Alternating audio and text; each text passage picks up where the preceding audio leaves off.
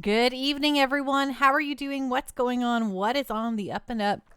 Left you on zero there for a bit. I got distracted. Didn't realize what I was doing. How are you all doing today? It is Friday. Hooray. How are you, Black Rose? Good to see you. Hope everything's going well. I hope your new puppy's doing well. How's puppy life? It just kind of came running back here. Like, oh, shoot, I have to be streaming, and then I didn't adjust my hair. Everything's just a mess. Do.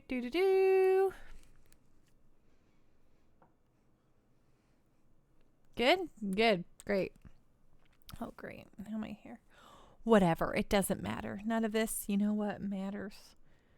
Who cares? We're going to play Dragon Quest VII. That's what we're going to do. Which means I have to turn it on. That's what we got to do. Flip this over.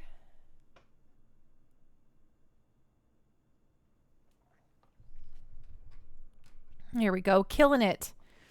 We are killing it somehow. I keep adjusting that side of my head, but it's this side of my head I want to fix because it's messed up. Okay, that looks... I don't know. Whatever. Who cares? Surely not I. God, my hair's a disaster. I should have looked into this a little bit further before we started streaming today. But you know what? I assumed everything was fine.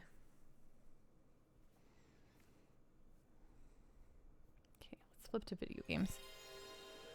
Oh, heck yeah, there we go. That's the stick it. The stuff. The ticket. The stick it. The stuff.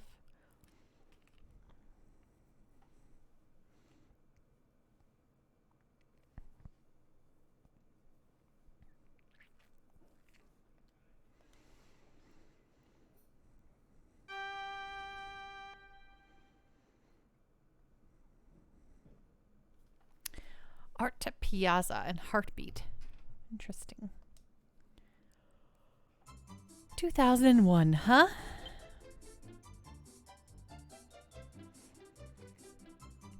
Okay, 4516. Oh, right, we were grinding. Because we want some stuff that's here. So, before we use the inn... Right, we're trying to earn some cash, and let's see, item, we have 3,500, and the first amount of dollars we have to earn is significantly more than that. I believe it is... Oh wait, this is not the armor shop.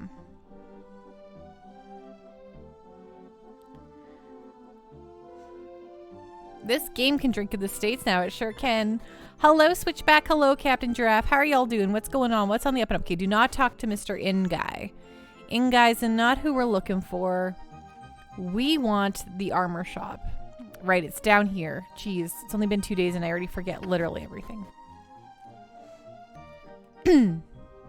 Okay, it's the first thing we want to get is the dragon whip, right? That's what I want. That's what I want in my heart of hearts. So we're going to run around like a foolish fool and fight monsters to get cash. You're just winding down for bed tonight? Nice. What time is it for where you are? Switchback.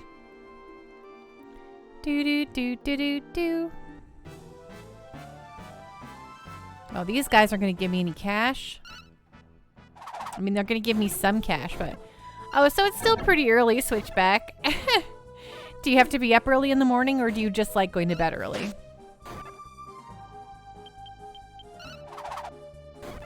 Captain Giraffe, doing okay. Going to have a full weekend for the first time in a long time. No OT called for this weekend. Well, that's exciting. Heck yeah. What are you going to do with all your free time, Captain Giraffe? Switchback, you get up at 6 a.m.? Yes, that would be a very good reason to go to bed at 9. 6 a.m. I used to have to get up that early back in the old days. It's just not for me. I am not a morning person.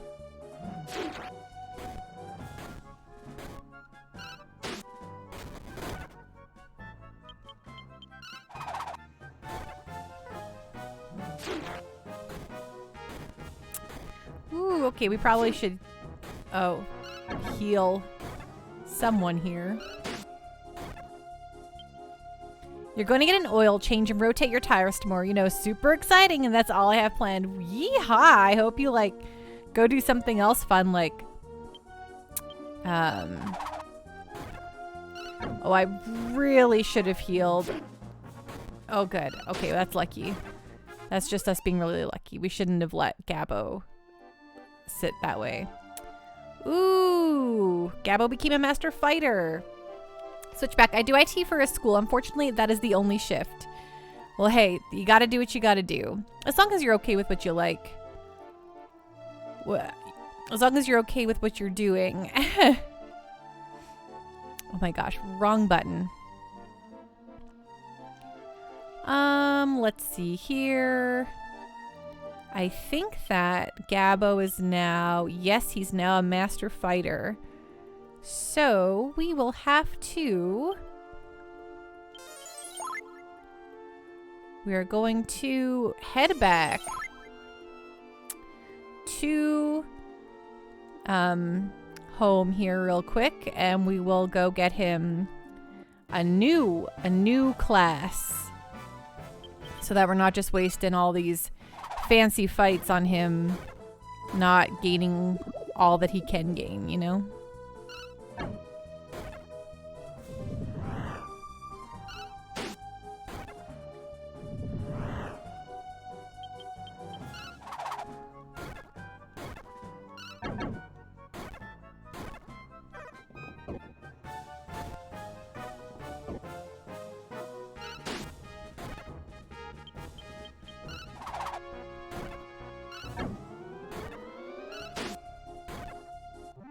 Nice.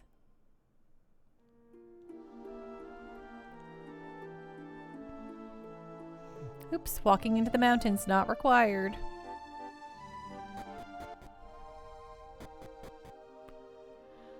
I never tried my return spell when I'm in the past, but I don't imagine it would work for me.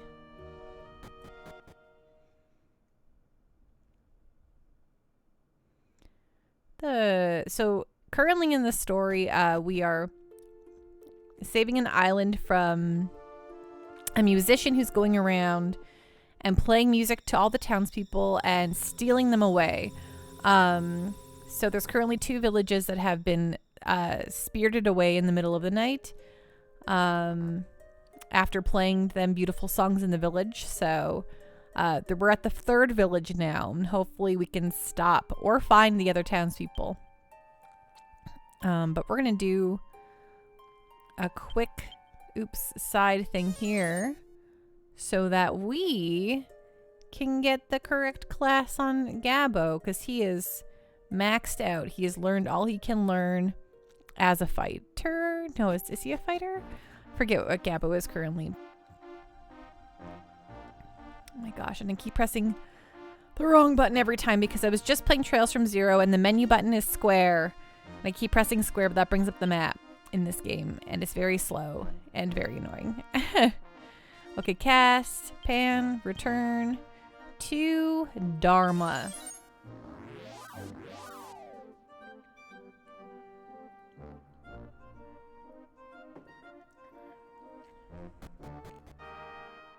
Okay.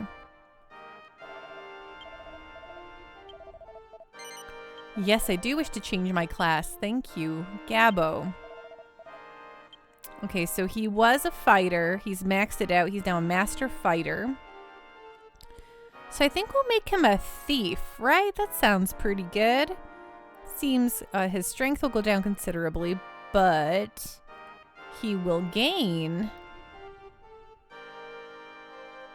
I don't know, nothing really. Speed, maybe?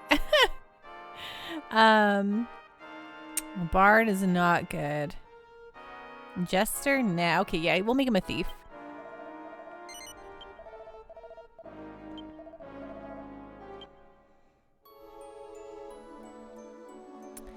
Captain Giraffe says, so did you make the spicy nudes or did you get them from somewhere?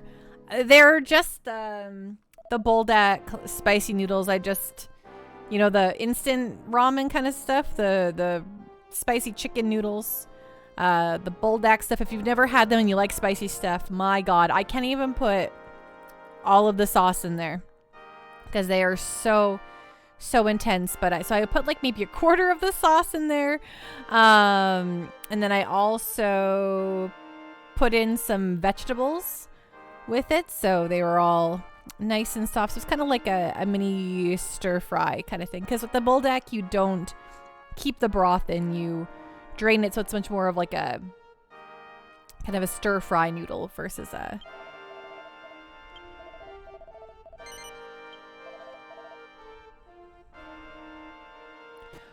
like a soup noodle. Get out of here. Yes. Cast. Return. If you're gonna go to Fishbell really quick, I'm gonna use our use the inn here. Or the inn, I mean Pan's house, because it's a free place to stay, and also it won't make the story go forward. We'll be able to still buy the goods at the place.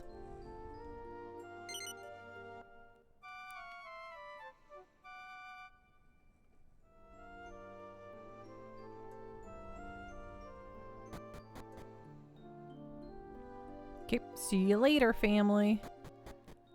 Okay, now I think we can use... Oops, wrong button. Okay, I think we can use return here to just get back into the ruin. Yep, there we go. Perfect. Perfect.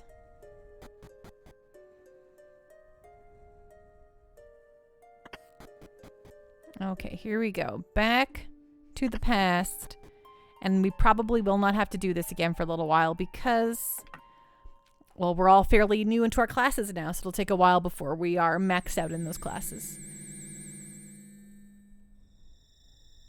Wow.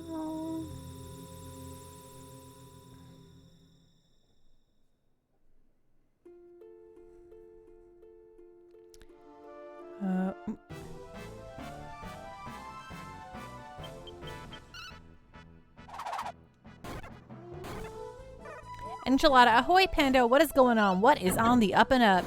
Happy Friday to you, my friend. I hope you're doing great. News gravy. I'm doing happy news hippopotamuses. Let me tell you what. It is Friday. It is a good day. Had a good week. And I am ready to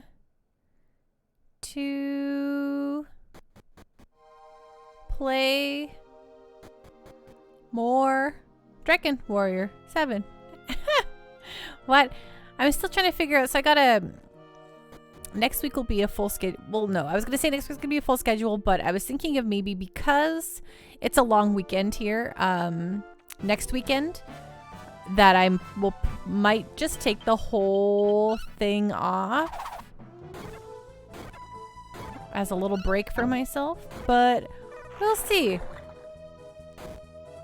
Hey, Spiritual Enigma, how you doing? What's going on? What's on the up and up, my friend? But yeah, you might be thinking, Pando, it's Friday. Aren't you supposed to be playing Pandan Ring? Well, as the only stream of the week being Wednesday, I didn't want to just play Dragon Warrior once this week, so...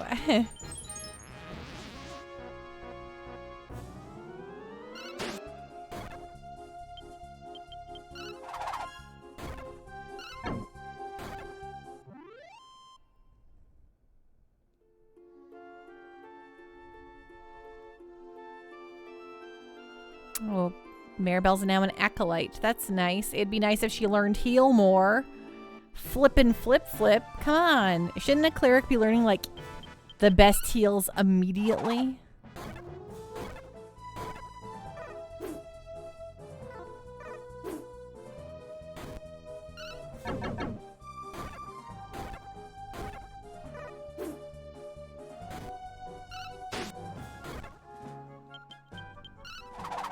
I never checked to see if any of Gabbo's equipment is unequipable now that he is a thief and not a fighter. Should be a real bummer. Item. Blade, shell, kitten, Viking. Okay, I think he's still wearing everything he was wearing, so that's good. That's good.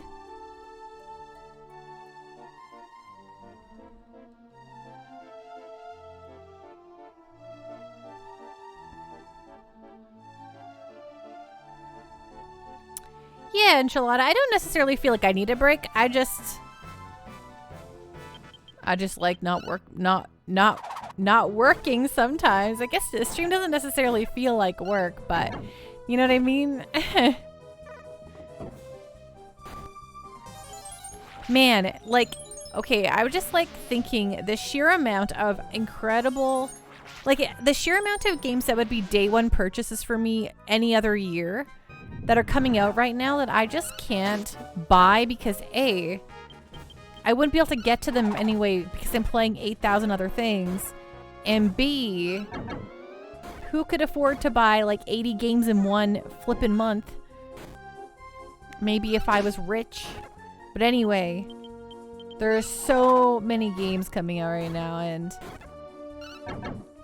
I just frankly... Which games are those? Well, Spiritual Dingo, just in the last, like, so since October, Mario and Rabbids Sparks of Hope came out that I really want to play. Bayonetta 3 came out that I really want to play.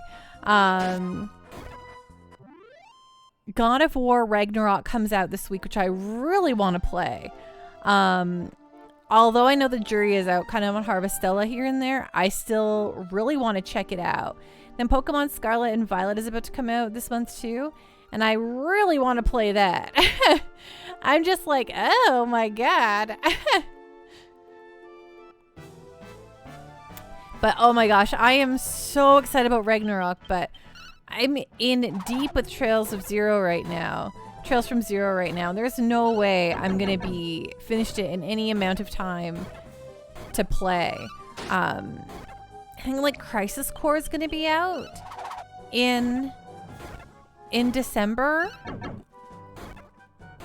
Hello Lundgren, how are you doing? What's going on? Captain Giraffe, I didn't know you like God of War. The newest God of Wars are incredible. Like the last one that came out for the PlayStation 4 is so good. Spiritual Nemo, you're playing a Trails game and it's not on stream. So you might not know this, but I am not one of those people who can play video games constantly on the internet.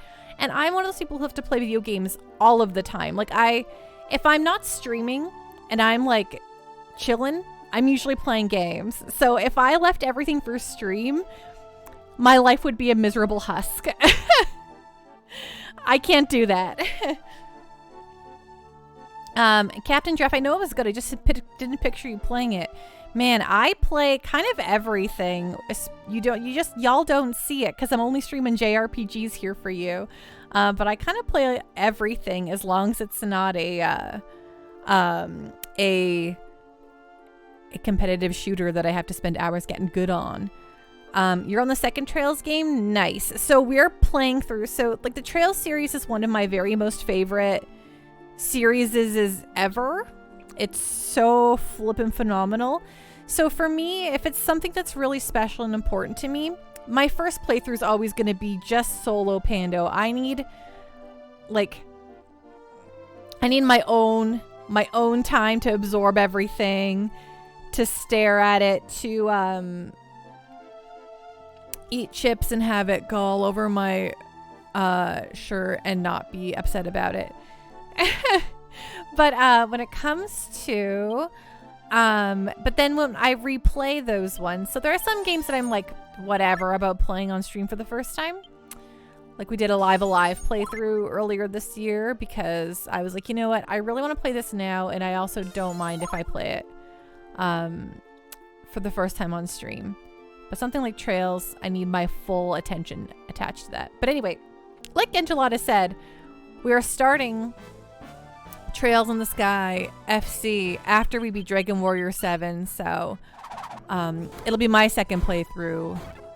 But it's been since like I played that when it was only available on the PSP many moons ago, so Lone Grid, did you see China's Trails mobile game? I did see that, and frankly, they can keep it. I don't play any... The only mobile games I play are ones that have zero story because I can't handle story on a phone game. Like, that's not... I'm looking at my phone for like 5 to 10 minutes at a time, and then I'm putting it away. It is not a serious gaming device for me. Spirit Dragon Enigma. FCS next, that'll be nice. I just beat it last year. Yeah, we're probably going to be playing it for an incredibly long time because I'll have to talk to every single NPC every single time anything happens over and over and over because that's my favorite part of those games.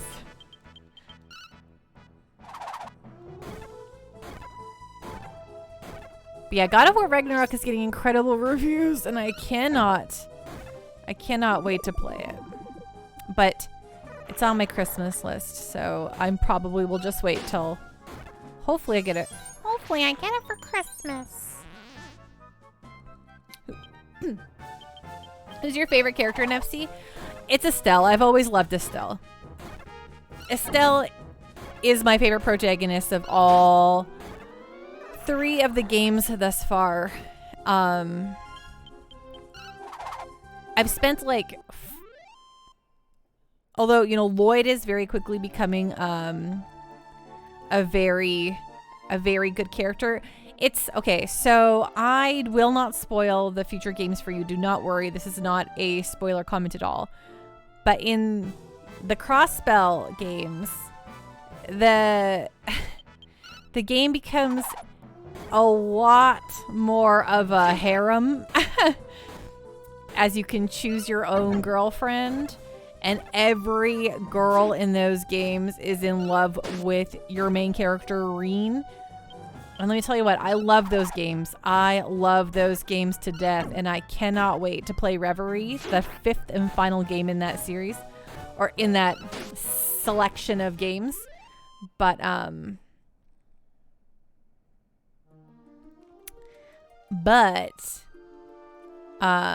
let me tell you what. I like, so far, like, I'm loving Crossbell. Crossbell has hints of the harem vibes, but at least, like, I don't know, it's much better written because I don't think there's a dating mini game in there. It's much more, I don't know, I feel like it's much better written in that respect. So Lloyd is just, like, a dumb idiot, and all the girls fall in love with him because he's so cute.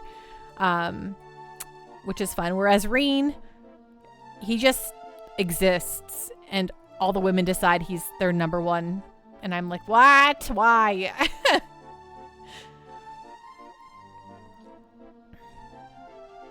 You bet it's the blonde gun guy?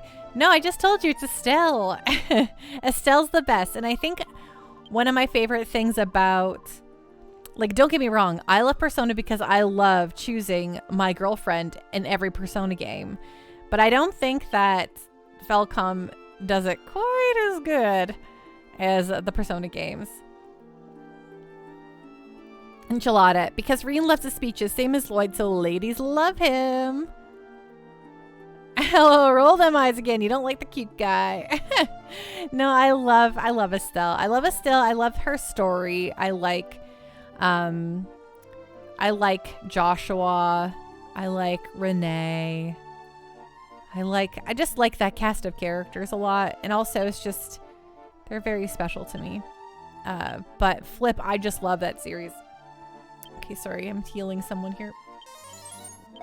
Yes, and Estelle is the sunshine. I kind of like, so like all 3 protagonists, like Estelle, Lloyd, and Reen are all kind of clueless. They're all kind of like just bright and chipper and ready to go and kind of dummies. But I think it suits Estelle a lot more. Yes, Enchilada. We'll see them all in Reverie, which will be really fun. But I'm excited to see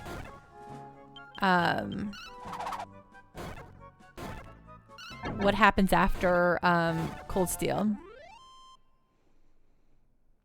Spiritual Enigma. Estelle is so pure and always wants to do the best thing. It's refreshing. It's true. It is. And she's cute and good. And, you know,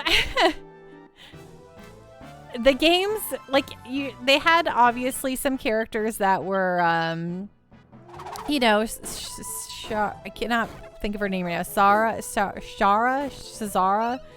You know, Estelle's kind of like pseudo older sister. Like she was like a hot babe, but like not like she was like in charge of her life, right? You know, she knows what she wants, you know, so she's like the cool older chick who's kind of a babe and drinks too much, right? After that, Crossbell, I mean, the sprites are kind of hard to tell in Crossbell. But by the time you get to Erbonia and Cold Steel, oh my gosh, they were like 3D. Let's inflate everyone's chest size by 8,000. And I'm like, this is embarrassing. You know? And I'm like, great. Good. I'm so happy.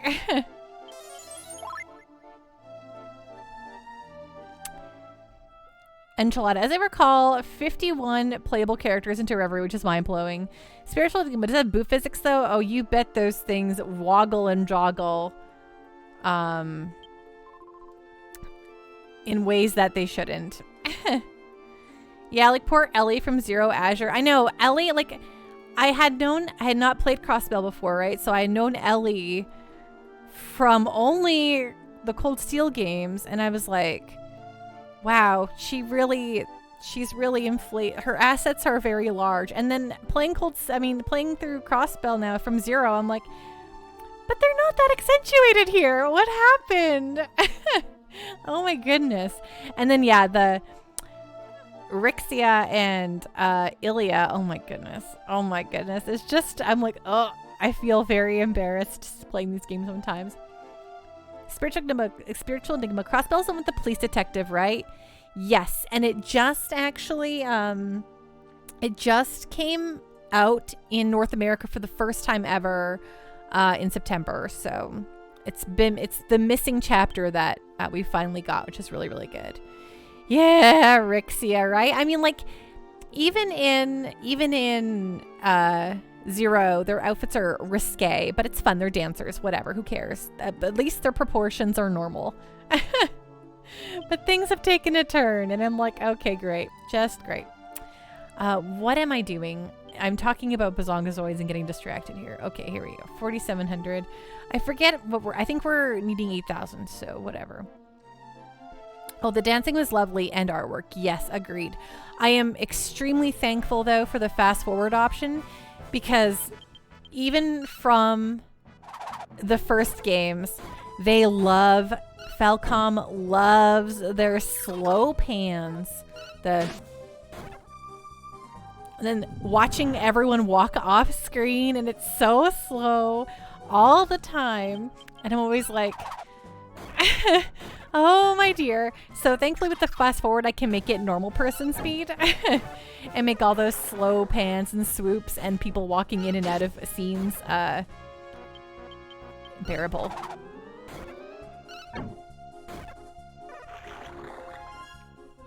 Enchilada, but I think of Trail of Cold Steel's to Rixie, and I just kept thinking, oh wow, now, right? Oh, Pan became a guardsman. Pan learned Squall Hit. Whoa, is that supposed to be shade at Final Fantasy VIII? I know that a squall is not always squally in heart, but this game came out right around the same time, and at that time, Enix and Square were rivals, so I wonder when the localizers did that, they were like, yeah, Squall Hit. Hey, JR Chadwick, welcome on in, Raiders. What's going on? What is on the up and up? What were you playing tonight? Okami HD. Nice. You know, I own both Okami and the sequel Okami Den, and I have never once played either. How are you doing, my friend? What is going on? What is on the up and up? Your first playthrough? Are you playing the Wii? Or wait, did they release an HD version like Because I know they came out with the original. And then they came out with the Wii one, which is the one I own. Okay, so they did come out with one after that. Interesting. And are you enjoying it? I've always really wanted to play it.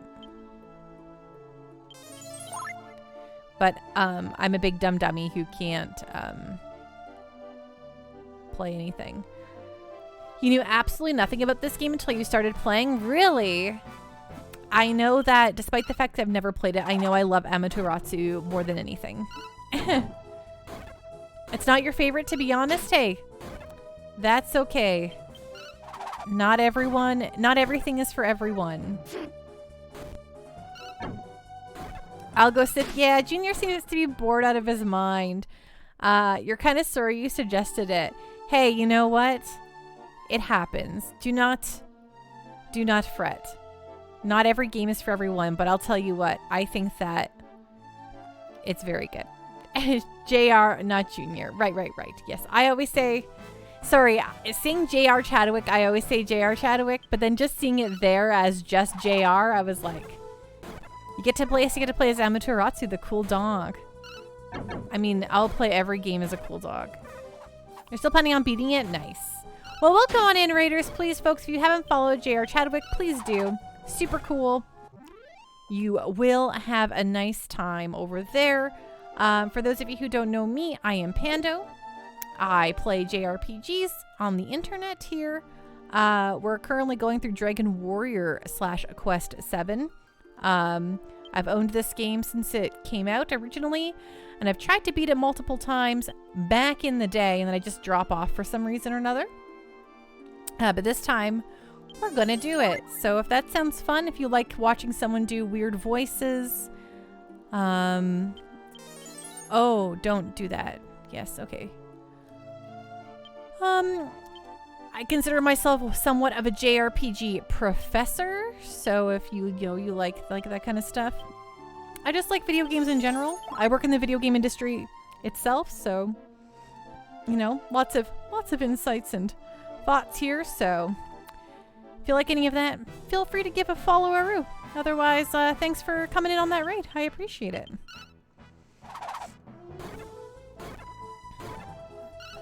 Oh, thank you for the hydrates. I'm going to drink some of this cold iced coffee.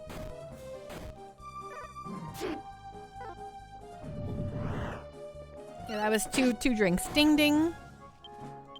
Gamer Jam Magical Vacation is fun. And how you doing, Gamer Jam? I hope you're having a wonderful day. Oh, don't hurl rocks at me. It's so rude. Venna, I have been looking all day for the Pando Party. I hope it starts soon. Well, if this isn't Pando Party enough for you already, I'm sorry to say. It's not going to get any more Pando-ish here. You went to the mall today? Was that mall the Polo Park Mall? Or was it Portage Place? I don't think... Does anyone go to Portage Place anymore? Maribel became the prelate. Prelate? I don't want her to learn the stop spell. I want her to learn heal more. For the love of God.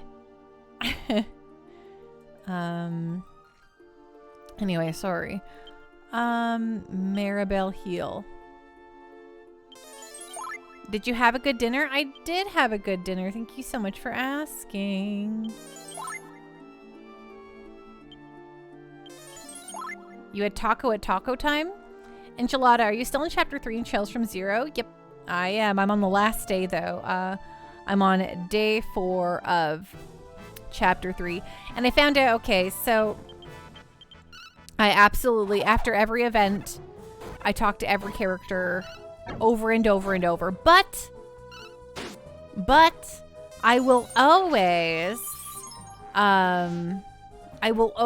like, if I notice that most of the characters, if the characters are the same, like time hasn't passed in the game really, then I will not go do that. But I found out there was one stupid missable book before going, so the game forces you directly into the Geo friend with Tio. And so I'm like, okay, well, this is that. I'll keep going. But apparently you have to leave. And where every other character says exactly the same thing, Tio's boss will give you a book just in that one tiny segment of time. And I looked at that because I realized I missed it. I'm not very happy about it. In fact, you could say I'm wildly unhappy about it. And I'm like, what? Why would you do that? Like, how would you ever know? I was so mad. Hey Rex, how you doing? What's going on? Finally got my summer bonus. Electric violin, here you come. An electric violin. So I don't think I've heard of an electric violin. What is the benefit of an electric violin versus like a standard violin?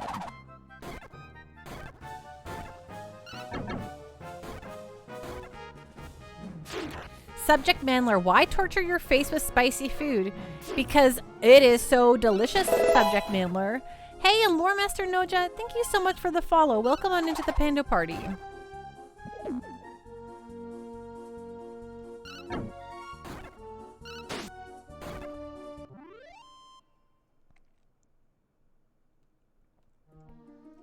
As the thief, Gappo became a cut purse. Oh, don't even malware bites. Shut your mouth. You can hook it up to an amp and get a bunch of pedals. Okay, will it change the sounds? Electric guitar sounds considerably different than an acoustic guitar. Does it have a different sound? Lore Master, I like that Chinese Layu oil. It adds a bit of heat but doesn't alter the flavor. Ooh, that's fun. I myself tend to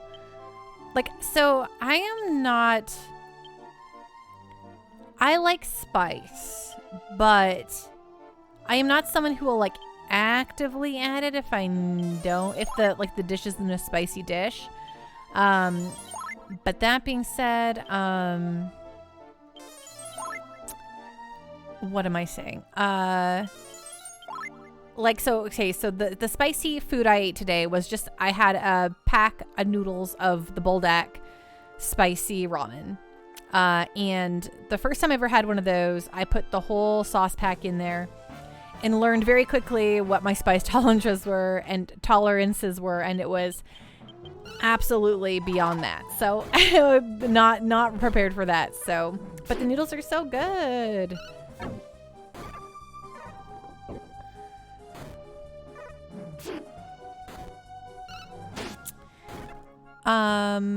I like Pandan Ring, says Venom, but there is something about Dragon Quest that feels so wonderfully Pando, you know? Yeah, I know. After our horror month, I was like, this week I just want to play Dragon Quest, you know? We're going back to the JRPG roots here, and while I still want to play Elden Ring, I think we might relegate that to weekends from here on out. And I know I've said that before. I didn't even create a schedule for this week. I've just been a little off this week. Not like because I'm burnt out or tired or anything like that. I just not paying attention to a lot of things. Good night, JR. Thank you so much for the raid. Rest well. Be safe. We'll see you soon, okay? Lore Master. Another thing that's good is that very finely diced pepperoncini. Oh, I love pepperoncini. I love it so much. I like when things are very salty and and then spicy. And pepperoncini, especially pickled pepperoncini. Woo! The bee's knees. Subject Mandler. I'd like to play this Dragon Quest, but not willing to dish out the cash. Plus, I already have enough cables running through my floor. I don't need more to hook up the PS3. Wow, Matt Labonte, thank you so much for the resub. 9 months. Holy guacamole. So great to see you. Have you played the first 2 Dragon Quests? The second one is just pain. So I've played through the vast majority. So I haven't finished a lot. Like, despite the fact that I've played a gajillion tons of Dragon Quests, I haven't played the first 3. I've played 4, I've played 5, I've played 6, I've played 7. I own them. I own 4, 5, 6, 7. Have them, played them. 8, 9, then 10's never come out here. I've played and finished 11, but for some reason I've never actually finished any of the other Dragon Quests. And I've played so many of them, but for some reason or other, I always like drop off. And I'm always having so much fun, but for, you know, I just move on, do something else, play something else. All right, you don't have the heals.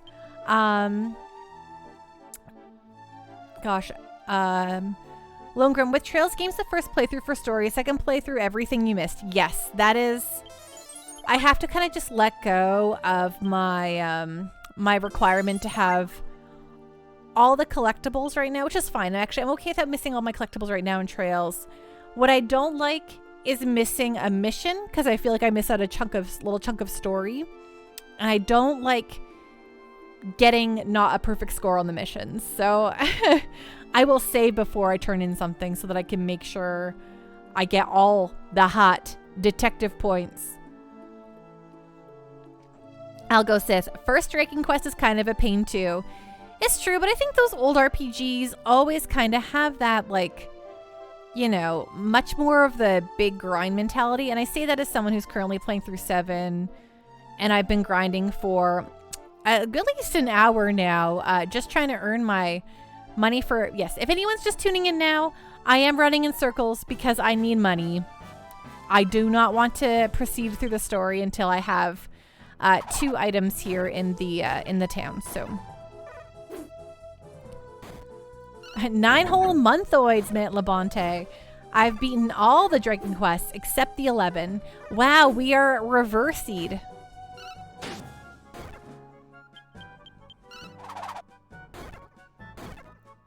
Gamer Jam, what about Dragon Quarter? Whoops, different series. Alco says, I think they just didn't really think things through, to be honest. I don't want to give them too much slack. It's fair. Never give them slack. Subject Manler, I have a little silver silliness somewhere. My wife's silver poop. They're meant to be confusing, but short. Algo said, the grind in that game is something you need to actually play to understand what I mean. Well, hey, we're planning on playing through every JRPG ever here. So, despite the fact that this is the first Dragon Quest we've played on stream, we absolutely will be playing the first Dragon Quest eventually, and then we can all experience the pain of that together. Lore Master, 2 has issues far beyond the grind. Venom, if you are a long-time viewer, you know Pando running in circles is super dangerous. Pando makes hard bosses easy and weak mobs look unstoppable. It's true, I will... Wow, Pando, this boss coming up is going to be real tough. I die to it like a few times, then I'll steamroll it and be like, what, that boss?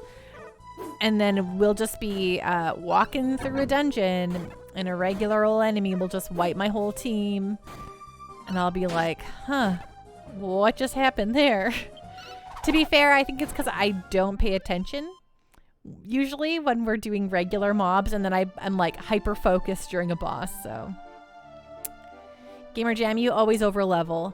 That's the joy of a JRPG, really.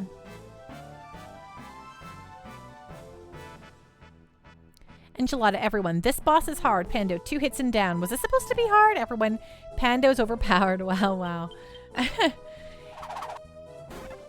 Lore Master knows you did beat 2. Did you stream it out? You stopped and came back to it much later? Oh, these guys, stop it. Stop it with their throwing rocks. It's so rude.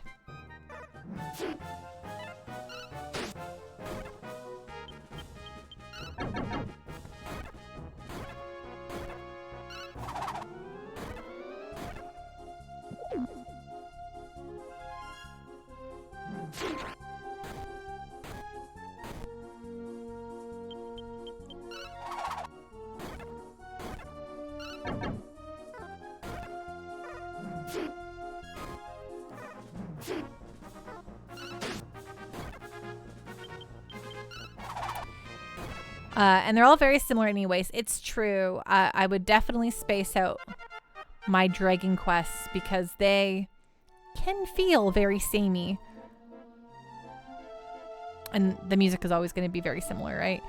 Ooh, level 21. Congratulations.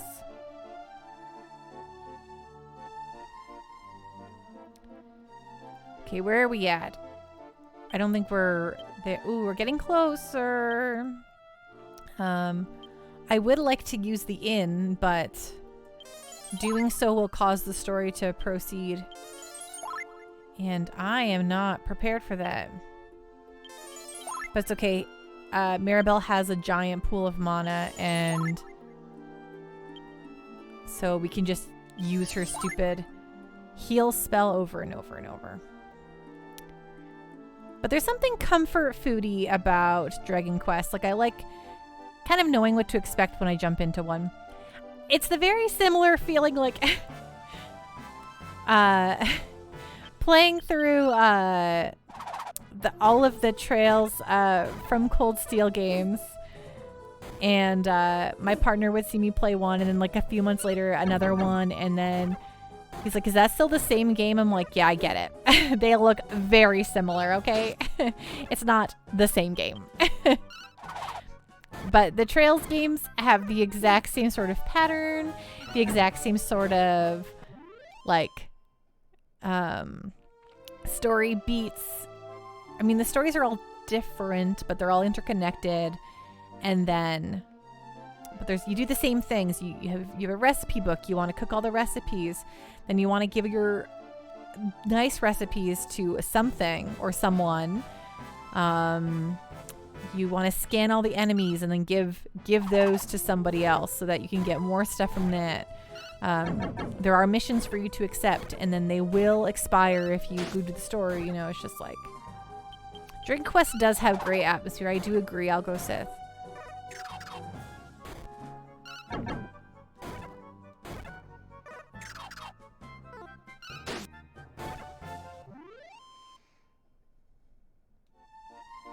Dragon Quest has always been something you can anticipate and are excited to play because you know exactly what you're going to get. And then the Final Fantasies were always like, we have to reinvent the wheel every time.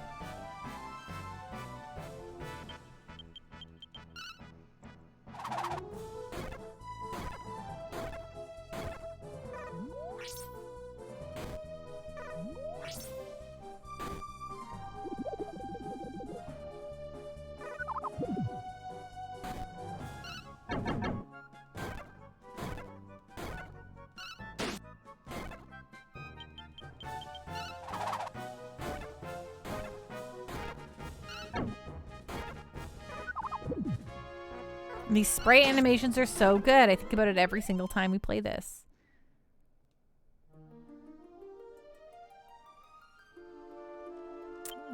Cast. Heal.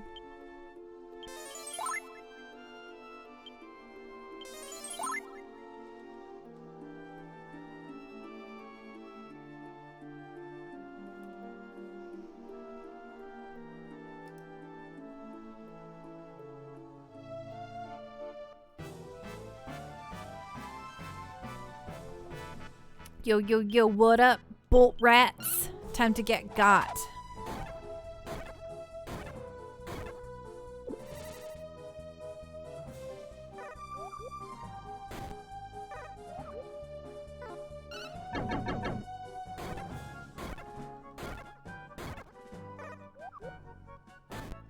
I didn't really love Bravely Default, but I did love their grinding system where you could go into the menu and adjust the difficulty so that you could get more or less experience. And you could choose the like how much the random encounters happened, all that kind of stuff. I loved it. You ate 10 cookies? What, Malabonte? What kind of cookies were they?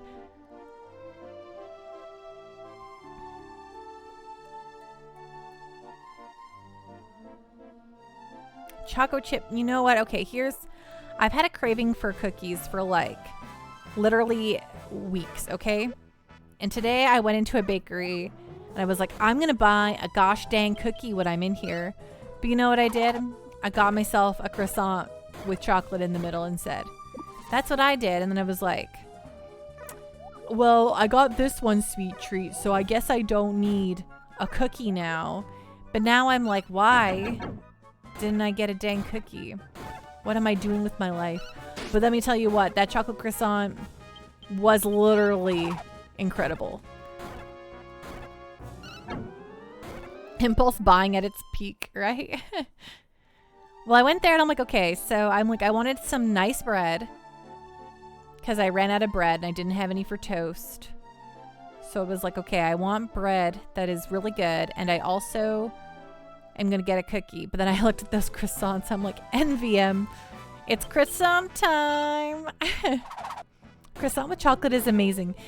It is amazing. And this place like makes like incredible stinking croissants. Like they're so good. And they do it like there's a lot of places I can go where I can get chocolate croissants, but they put like chocolate drizzle on top and like sugar and like icing. No. I want a buttery, non-sweet croissant with just some chocolate in the middle, like a little treat, and like semi-sweet chocolate, you know? That is the peak choco croissant. And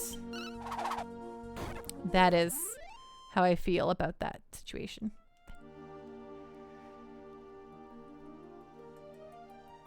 It's one of your favorites, right? Agreed. I'm like, a croissant shouldn't be overly sweet.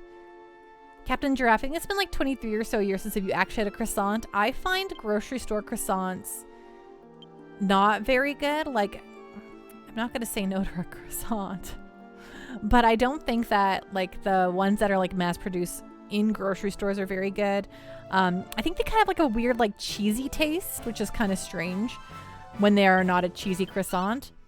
They're just not great. But if you have like a fresh made croissant from like a bakery that's really good at it, or someone is really good at making them in your life, then by golly, croissants are incredible. But they can be hard to come by if you don't have a place that is good at croissants. It's probably because they put preservatives in them. Yeah, that's probably the case. Especially like, which, yeah, that's totally fair. But they're always like denser. Like they're never as like light and fluffy as a fresh croissant, or like a real good croissant. Yo, Brig, what up? What going on? What's on the up and up, my friend?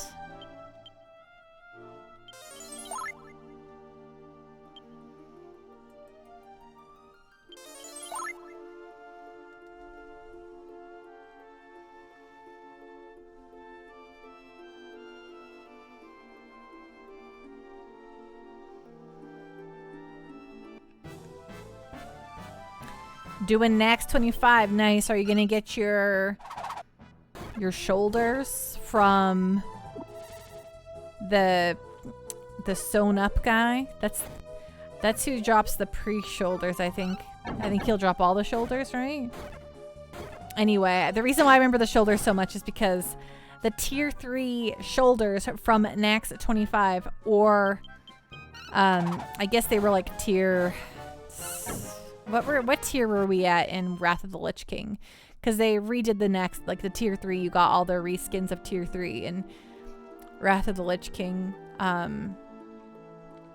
They were, anyway, Priest tier 3, incredible. You've got those little wings with the, yeah, tier 4. Okay, yes. No, you wouldn't be tier 4 because you made it to tier 3 in I think it was tier 6, because no, tier 7. I think it's tier 7 because you had tier 1, 2, and 3 in vanilla, and then the beginning of Burning Crusade, it was tier 5. Tier 6 was Black Temple, and tier 7 was a Sun Plateau, Sunwell Plateau. Then I think it was tier 7 that was Nax in Wrath of the Lich King launch. Not that it matters, but I have a problem. I had a problem. I lived and breathed World of War. Okay, I say I lived and breathed World of Warcraft up until Cataclysm. But I didn't, like, I never played it so much where I was, like, obsessed. But I loved it. You got your shoulders and chest already. Looking for others. For the other and your BIS weapon. A best in slot weapon. Yeah, okay, so anyway, Priest tier 7 with the wings and the halo. Oh my gosh, best tier set that has ever happened.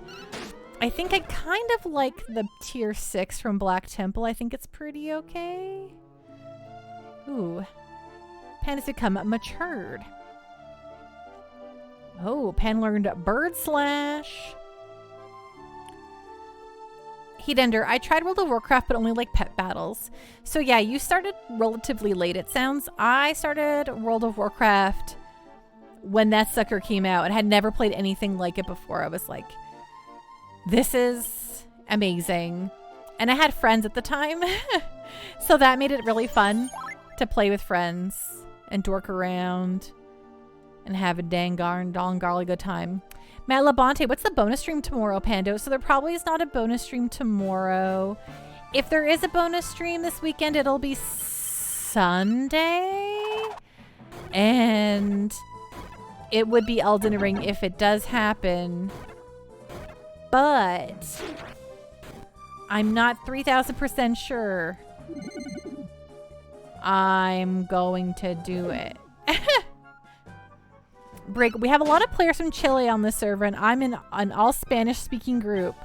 That's pretty good. Matt Levante, how do you feel about Elden Ring so far? So last Friday we played and we took down Margit. It was last Friday, right? Yes, we played and we took down, or was it? Yes, we played last Friday, took down Margit, and as is well documented around here, I felt like I was the greatest video game player to have ever played a video game. I really am enjoying Elden Ring a whole heck of a bunch. But here's the deal. When I play Elden Ring, I have to go over to my television and unplug my PlayStation 5 and lug it over here and hook it up into my stream setup. And while that doesn't sound like a lot of work, I also have to turn off the HDCP so that I can actually stream it out because my television's 4K and HDMI. So I like to take advantage of that with the HDCP on. I have to go in and turn it off, and it's always annoying to me, even though it takes like 5 seconds. Literally any hurdle makes me annoyed. It's true. Literally, okay, this whole process from start to finish takes me roughly 10 minutes. But it makes me annoyed sometimes. So I'm like, I don't want to do it. I want to leave my PlayStation 5 in rest mode with what I was just doing. Heatender, so you're saying you need 2 PlayStation 5s? You betcha, Heatender. My tiny little apartment. Pando can't be bothered to move her PS5 from one section to another, so she's a sucky baby and has to what I probably need is like a really long HDMI cord to just wrap from my PC over to my television and then plug it into the back of my PS5 there, and then I would just have to go into the back of my PS5 and just flip out the HDMI cords whenever I needed it. That's probably the ultimate solution to me being a whiny sucky baby, but that would mean I still have to turn off the HDCP, and because I'm a bummer of a physical game player, I'll have to switch out my discs because Elden Ring's a stream game and then I'm playing other video games on disc. You know what? Let's just cancel Pando. I'm the worst. Anyway, you know what? Pando is just abysmal. All right, we were definitely dying, so let's make sure no one's gonna die on my watch. Yeah, hashtag cancel Pando. First world problems. I don't like lugging my PlayStation 5 across my tiny apartment.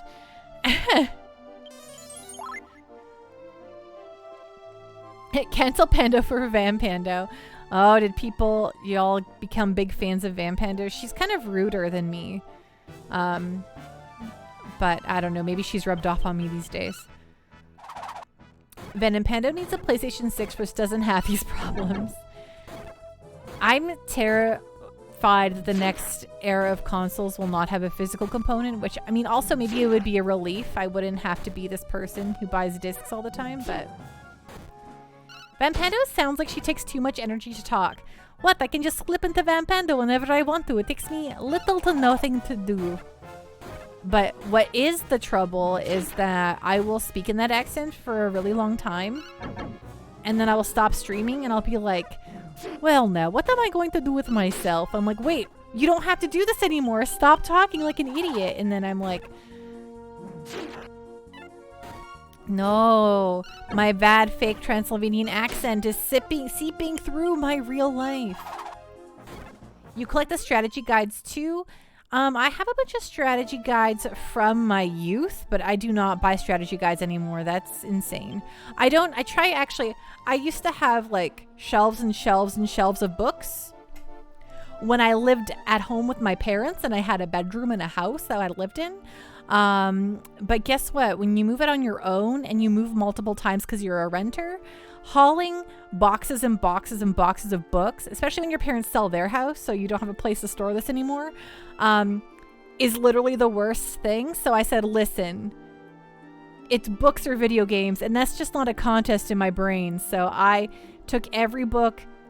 I kept like, a few books here and there, but I took almost every book I've ever owned and I brought him to the used bookstore and I was like, just take him. I don't want him. And I'm now a full-on digital book reader. My Kindle is my best bud. Or one of my best buds. But I still have...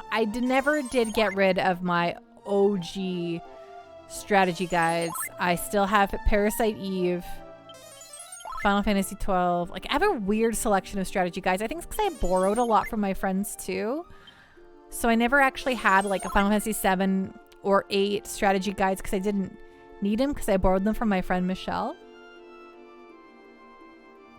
Enchilada, next gen of consoles, PlayStation 6, Switch U, and Xbox Series ZX. We better not see any new consoles for a while. I mean, okay, I'm ready for whatever new Switch is, like any day now, but it's also like, let's be honest here, the Switch is making so much money that Nintendo has no desire to upgrade that sucker. Venom. Vampando once told me, get out of here, Venom. She was so mean. I bet you told Pando I'm a liar.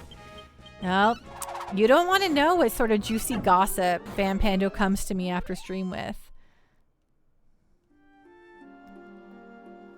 Heatender, did you play this a lot as a kid? I actually played this. So I got this when it... Okay, I'm old. So this came out when I was like 16, 17. And I played it. And I got to a spot where I was loving it. And I got to a spot where I just got stuck. And then about 5 years later, I picked it up again. And I went to go through the whole thing. And I got stuck in the exact same spot. So it's been like 15 years since then, so I think I'm a much better video game player. Jake, did you steal your Parasite Eve strategy guide as well? Oh, Jake, I stole it, all right. The Parasite Eve strategy guide was lent to me with the Parasite Eve that never went back to its owner. Matt Lafonte, I used the Final Fantasy strategy guide because I didn't have the patience when I was a kid. Oh, that's totally fair because Final Fantasy VIII is literally... It's my favorite Final Fantasy, but it's also completely... Like, it's all, like, Fort Knox to really understand without a guide or a game facts or something like that. And then once you get it, like, you get it. You're like, okay, cool, yeah, I know how to break this game 5 ways to Tuesday, but... Yes, in my youth, there was no way I would have figured out the true depths of the draw system if it wasn't for game facts. Matt Labonte, I had the Final Fantasy Tactics Strategy Guide since it came out when I was in 7th grade. Heck yes, that's awesome.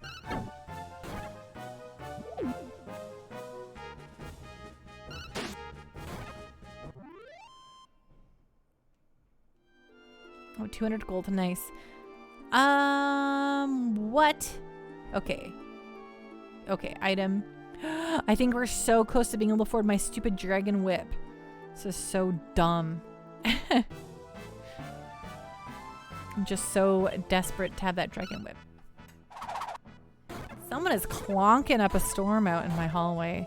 I think it's just the elevator making really clonky and loud, but it's never a nice sound to me. I love the Muddy Man's little twist animation. It's so fun.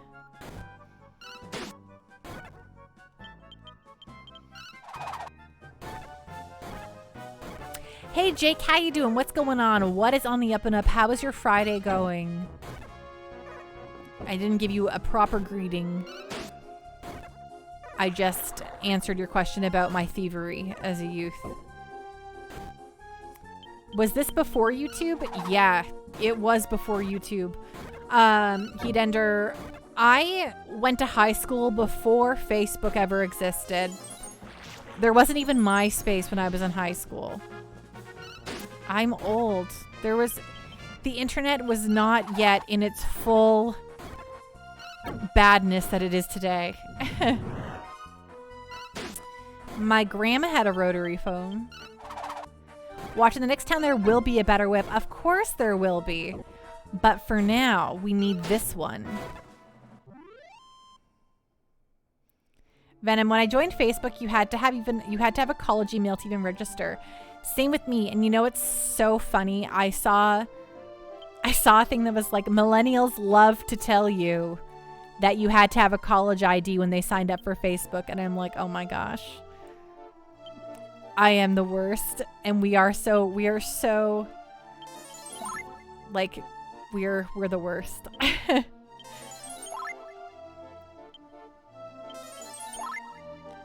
I am not, like, I do not live where I grew up. So all of my family and some of my friends still, like, I have a younger sister and a bunch of other sisters and siblings and aunts and uncles and everyone who I'm only connected to through Facebook. So, so I have it for that stuff, but I am absolutely lurking there all the time. Did I have enough money now?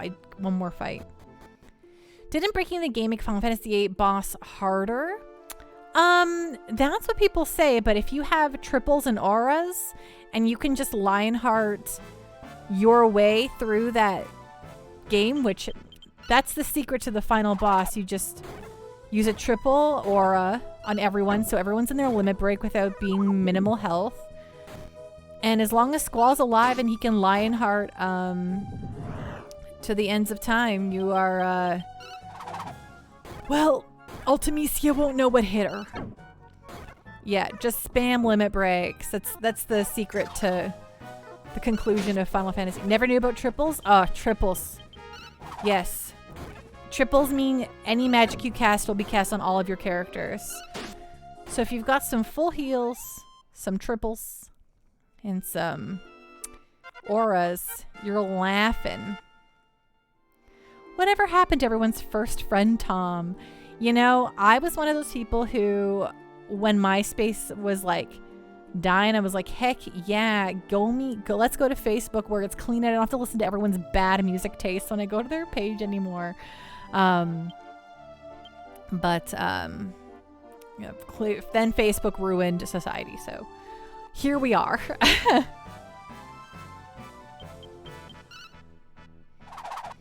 Yeah, when you were around 20, Matt Labonte, yeah, MySpace was, out there when I was like, probably when I was 19, I think I had a MySpace. I had a live journal and a MySpace. And then, like, the next year, Facebook was around, and I was a university student, so I got onto Facebook. But then a lot of people weren't on Facebook because it was so exclusive to university students at the time. But then they opened it up to everyone, and the floodgates happened. You're 38 too, right? I sure am. I turned 38 in September.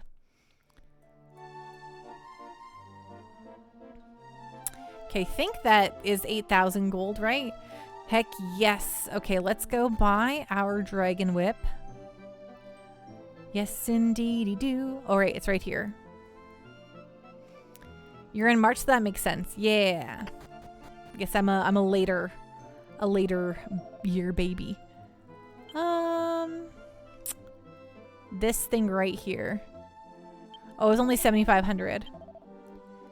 Who will take it? Pan will. Yes. No, I would like to sell though. Let's get, oh, Pan, let's get rid of this destruct sword. Okay, now we're up 32 again. Okay, next, now for the next part of the grind, which is to get this dumb skirt. Okay, we want the skirt for $8,700. Ay, ay, ay. Okay, that's fine. We can handle that. So let's save the game so we don't lose that stage of grinding that we have accomplished. It'd be really nice if I could use the inn, but that will make the story advance and I won't be able to buy anything anymore. So, because all the people will be disappeared. Designer skirt. Yeah, this is a Louis Vuitton skirt. So it costs a lot of money.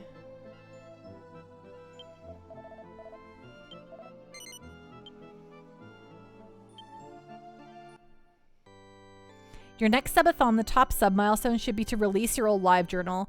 Oh, I could never make that full thing go live. It would be truly awful. However,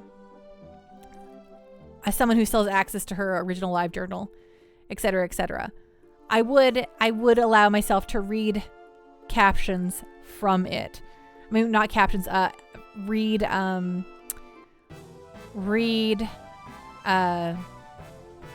entries from it.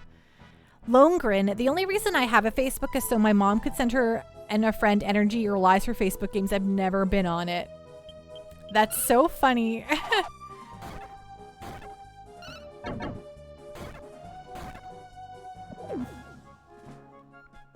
Venom Pando live journal. I wish I could just play video games and talk to friends. That would give it Pando purpose. Yeah, no, I mean, like, yes. In my heart of hearts, yes, Venom. But the age I was writing in my live journal was probably my moodiest and, like, jerkiest era. Like, reading that thing now, I'm like, who is this idiot? Like, she's the worst. Like, I was just, oh, just awful. Okay, you know what? We're gonna see. Oh, I wish I could cast return, but I can't. She does. Oh no, that's that. I'm like, Maribel doesn't have enough MP. She does. She has she's enough MP.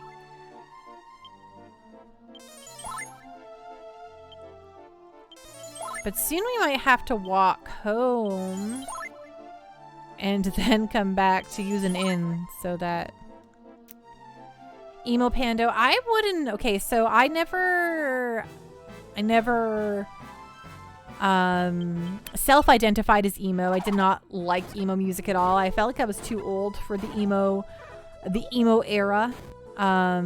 It was not my thing. I vastly preferred listening to like the alt rock of the late 90s. That was my jam. But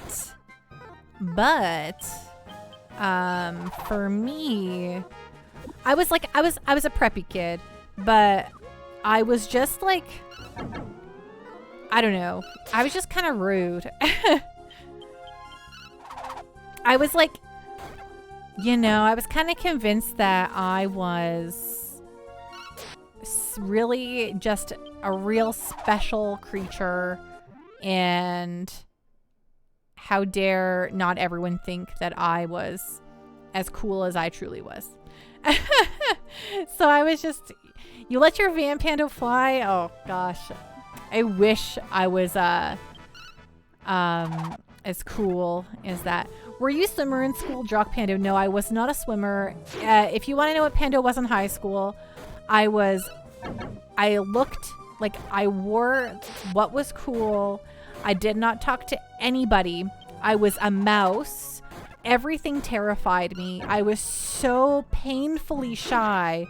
In my grade 12 English class, I had to do a presentation, and I stood up in front of the class. I stammered out a few words, and then I started crying and ran back to my desk. That was me. That was me. I was like the tortured artist. Like, I'm like, I am so cool and awesome, but no one is like my friend. So I just, you know, I was just mousy and sad.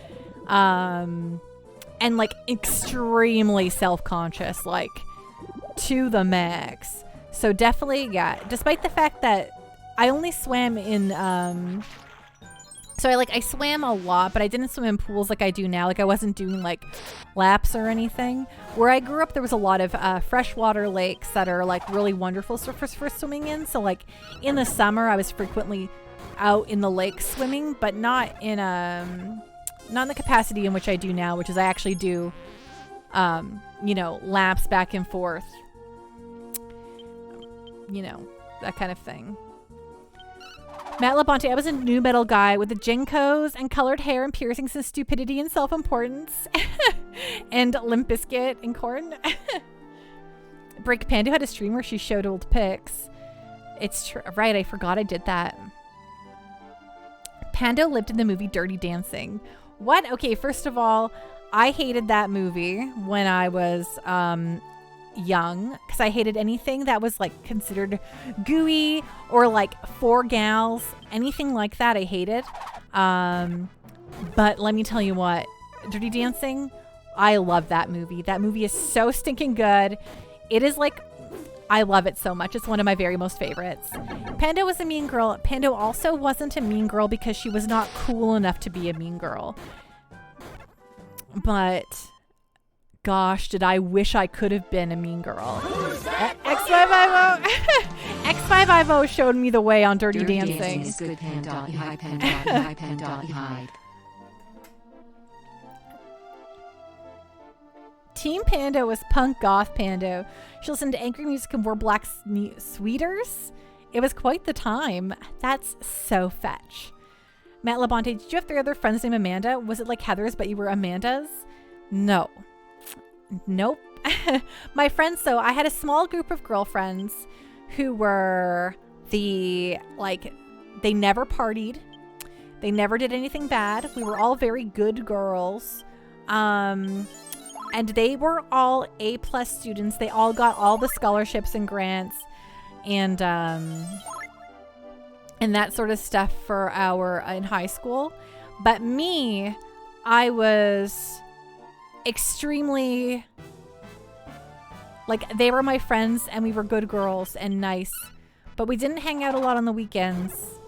And so I turned to video games.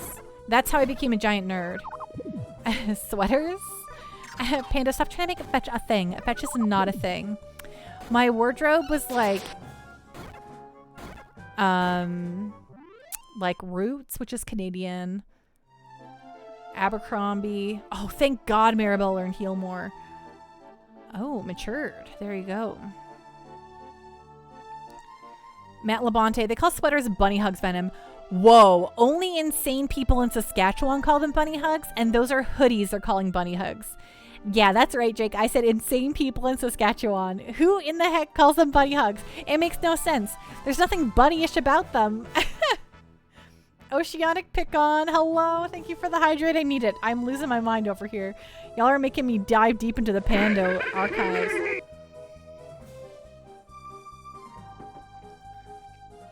Ding. Thanks for the hydrate. I'm also going to have some coffee. Right, Matt Labonte? It is messed up. I don't So I'm from Ontario, born and raised. And then when I moved to Saskatchewan and people call them a bunny hug, I was like, but why? Like, why? Like, if they had called them like kangaroo hugs, I would have got it because of the pockets in the front. But I'm like, what about this? What about this is a bunny hug? I don't get it. There's no ears. There's no bunnyish tail. Jake, I feel personally attacked. You never call them bunny hugs though. That's good.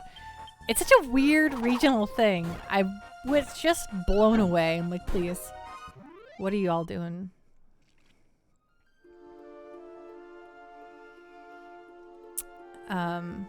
Okay, so so we don't have an inn here and we're completely out of MP for everyone. So what we're gonna do is we're gonna walk back to the present, stay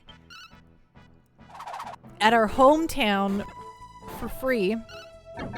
And if you're like, why don't you use the inn at this village, Pando, and you're just joining us? Where we are in the story right now, if we use the inn, all of the villagers are going to disappear and I will not be able to buy the skirt. So we are waiting to advance the story, but unfortunately advancing the story means staying at the inn. So we're going to have to go all the way to the present, go use the inn in our hometown, and then come back. Mate Labonte, I live so far in the farmland that they didn't even have hoodies. You wore farm working clothes. Everyone did. I think I talked about this before, but I actually still have a hoodie from when I was 19 and I still wear it to this day.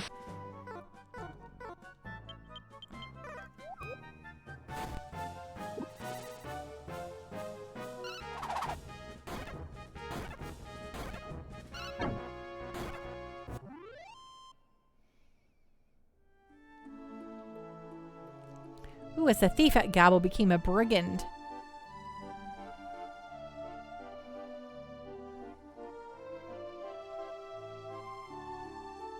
Met Labonte. Yeah, I have a red System of a Down hoodie I had in high school that you keep for funsies. Heck yeah.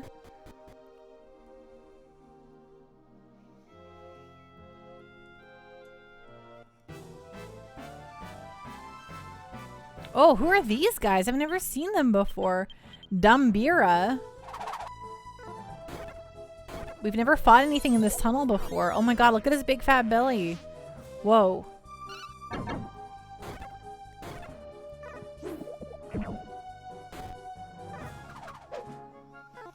They kind of do look hungry. There. I've never seen these guys before.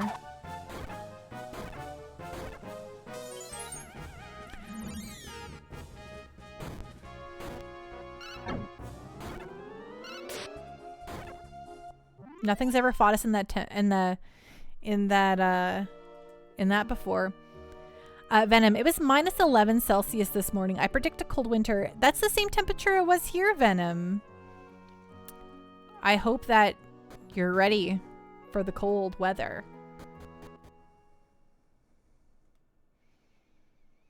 I hope you will not bust your back by shoveling your driveway if you're not prepared for that.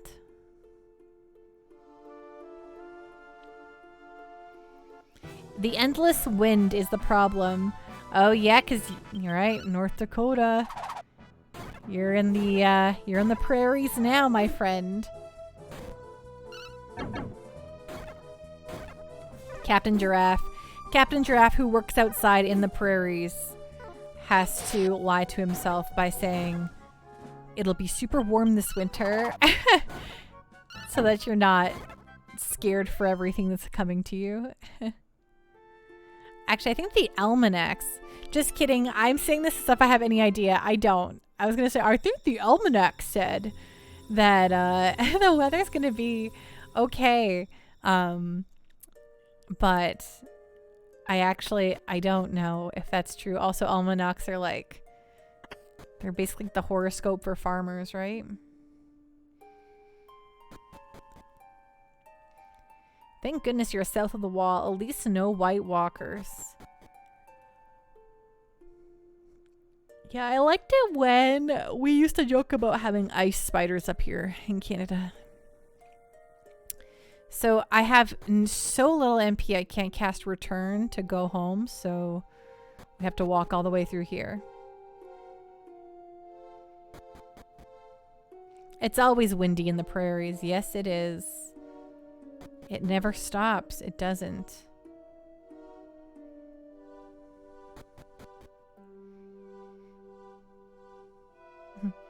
Captain Giraffe. IDK, I'm just like, please, universe. Just make it a nice winter for me.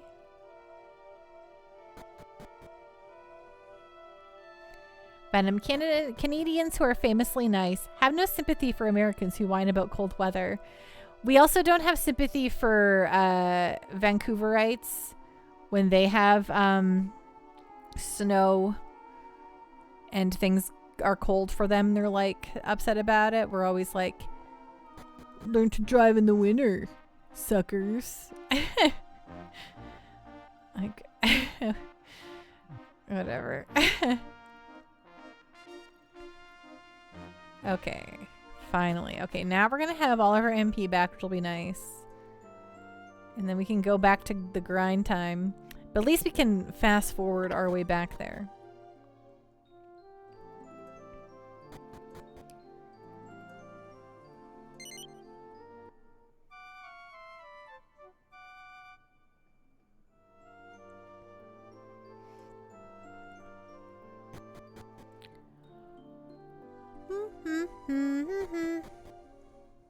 Okay. Well, now we can do this.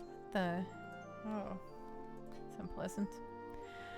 Cast return to the ruin. There we go. Now we don't have to walk all the way anymore because we've got MP again. Hooray! Hooroodle. What?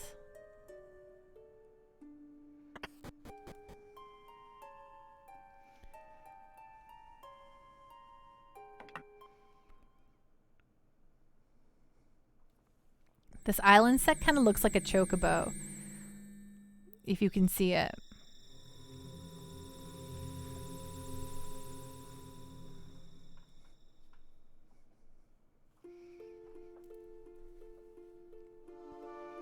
Okay, here we go. Back to the grind.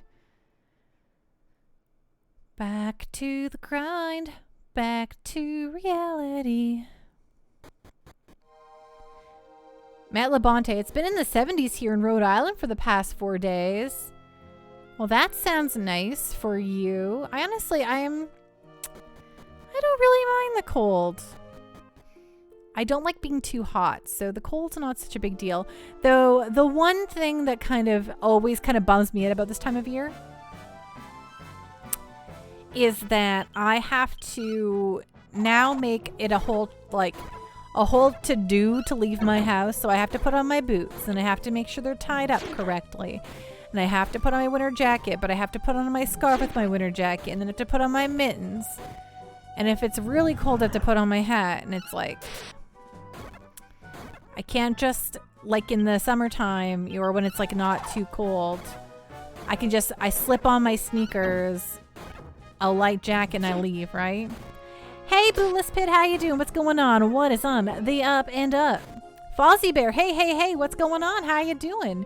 Same here in Wisconsin, which is so unseasonably warm. I'm also like, we good weather? Worldwide Noob, are you a Pando streamer or just a Pando-ish streamer? Lol. So I am Pando, and yes, this is a Pando-ish streamer. Things around here are Pando-ish because I am Pando, you know? Matt Labonte, yeah, I hate all that crap. My favorite is just to get up and go. So I park underground, and there's also a grocery store that has underground parking.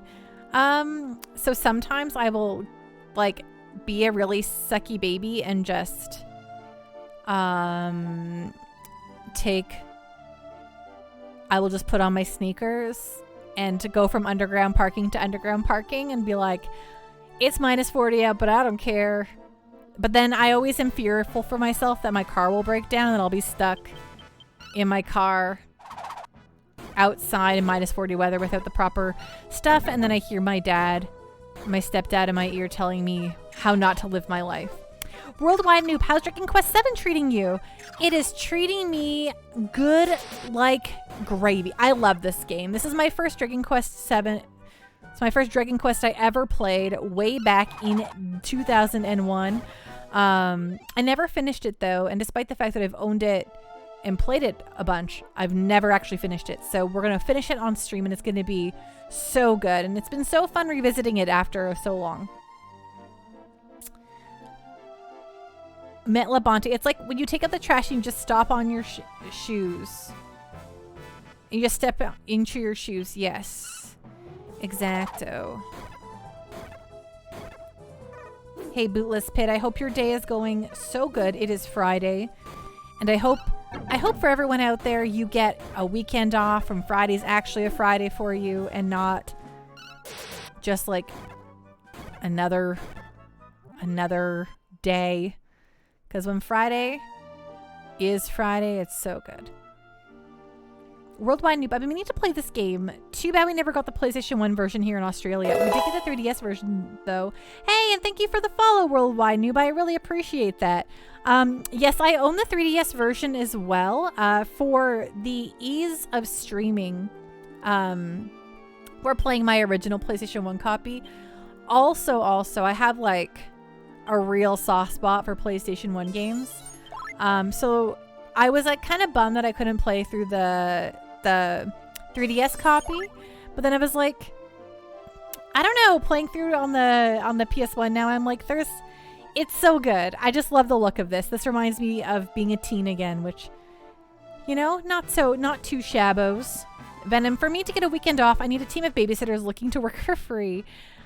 Right. I'm sorry, Venom, I can't provide any solutions to the fact that you had 8,000 children.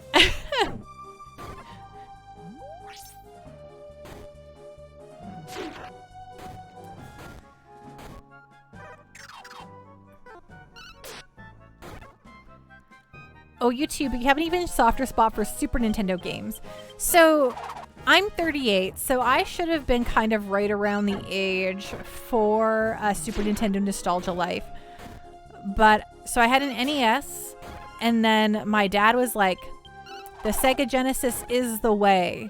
And so I said, you know, at 5 years old, yes, Dad, the Sega Genesis is the way. And so, of course you believe your dad. So I grew up playing mostly a lot of platformers, a lot of Disney platformers, a lot of great games like that. But it wasn't until I got a 64 that I realized games could have cool stories. And then my friend was like, well, if you think Ocarina of Time is a cool story, why don't you try that Final Fantasy VII? And I was like, what? And then it was over for me. It was over for me. You know, you stay looking youthful like this by not going outside and letting the sun touch your face. Hey! Thanks, Worldwide Noob. Matt Levante, well, Venom, you can always mail your children to Afghanistan like Garfield would do to Nermal. I feel like Venom, that would give Venom a whole new set of problems. But on the other hand, your 11-year-old can level you in Fall Guys. That is impressive. Yes, 3DS capture sucks. You need to get an entirely separate 3DS console that's been modded with a capture output. Yeah, and they're like 400 to 500, like, if that cheap Canadian dollars on the old internet, and I, frankly, can't justify that. Mortal Kombat. I used to love watching Mortal Kombat. Like, I couldn't, and still to this day, I'm like terrible at fighting games, but I loved watching my cousins do. I'd be like, make the grossest fatality, show me his fatality, show me his fatality, show me his fatality. I just wanted to see the grosser the better because I was a weird, morbid child. Venom, the only thing that betrays Panda's age is her deep knowledge of cultural references. She has been memeing since the 90s. You bet your bottom dollar. Also my granny vocabulary, probably. Jake, wait until the first kid, until one kid is old enough, and then sublet all the parental duties to them. Problem solved. Yes, as the oldest daughter, they will love it. They will love to be strapped with all secondary parental duties. Venom, the oldest is a boy. His management style is do what I say because I'm bigger than you. So Fleno was like, she's my sister, same mom, same dad. She always just liked hanging out with me, so we were definitely just very good friends. It never really mattered. And we're relatively close in age. Like, we have a 3-year age difference, so it never really felt like when we were left alone, it was mostly just us being left alone, not so much like me taking care of her or anything like that. But my younger sister, who has an 8-year age difference from me, that sometimes that was a bit more like babysitting. But I mean, I didn't like, at that point I was like, you know, a teen, and like we've talked about tonight, I didn't really have a lot of friends. So it's like, Pando, you have to watch the kid tonight. I'd be like, what if I'm gonna play in my room, play video games with my sister? And I guess we just always hung out. I'd be like, let's play Mario Party. Cool.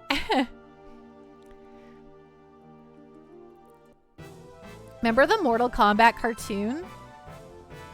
What? There was a Mortal Kombat cartoon? And Jake, being the tallest and weighing the most is legit leadership skill. It's true. Longren, send the kids to visit Auntie Pando. Yeah, I'm not super the best with, like, kids like me, but I'm not like, I don't know. I'm not me. I don't know. Kids, right?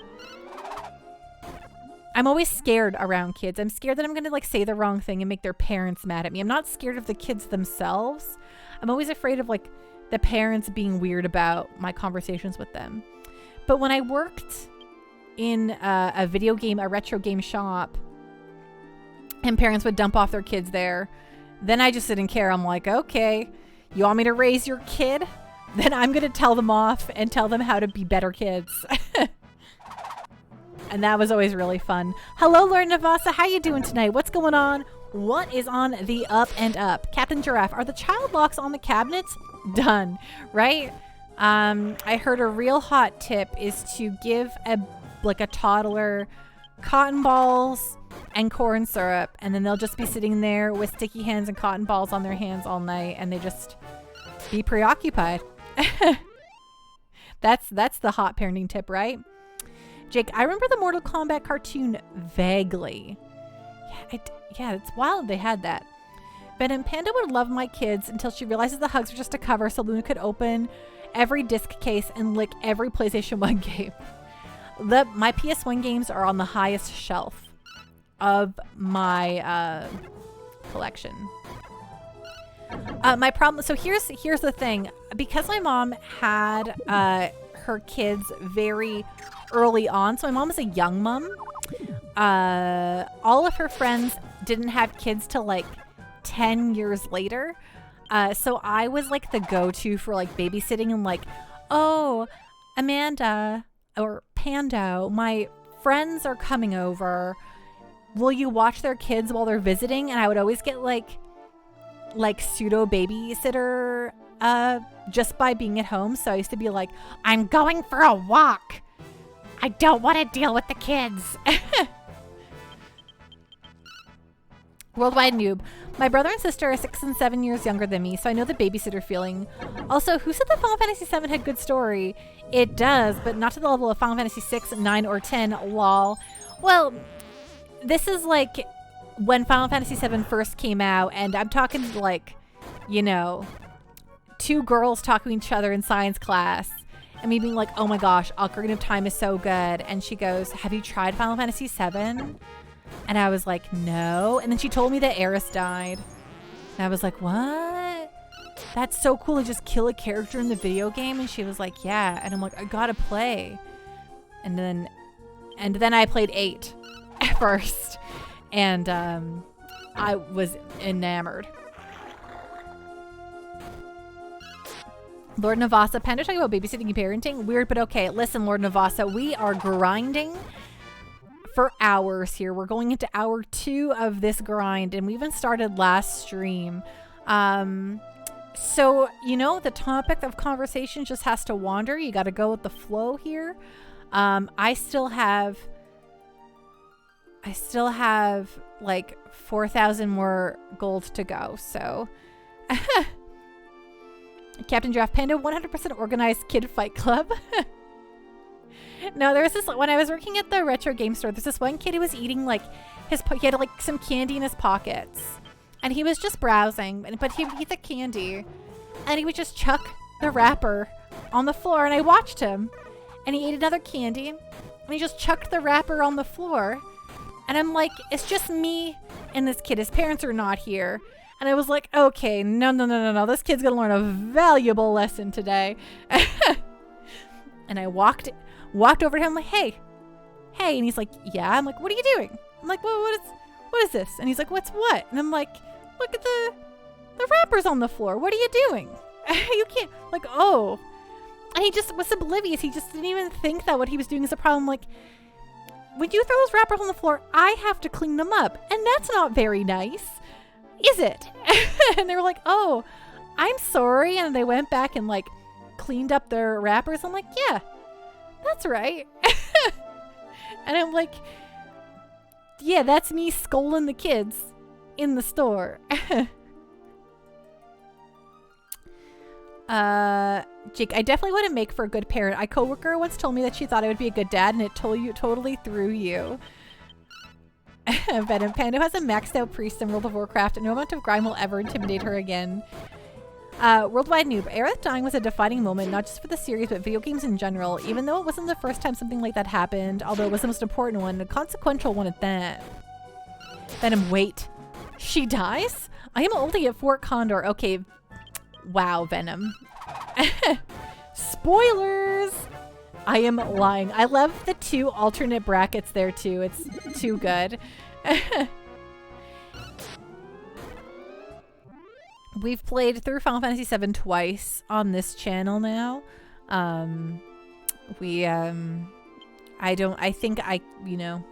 Spoilers, man.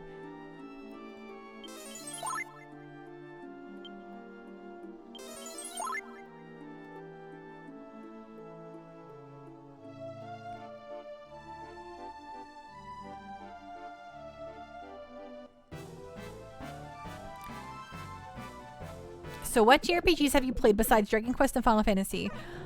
So I am we like to joke that I am the JRPG professor around here because I've played pretty much everything. There are some, obviously, things I've just randomly, missed here. Like, for instance, I've never been able to play Wild Arms 1 and 2. But I played Wild Arms 3.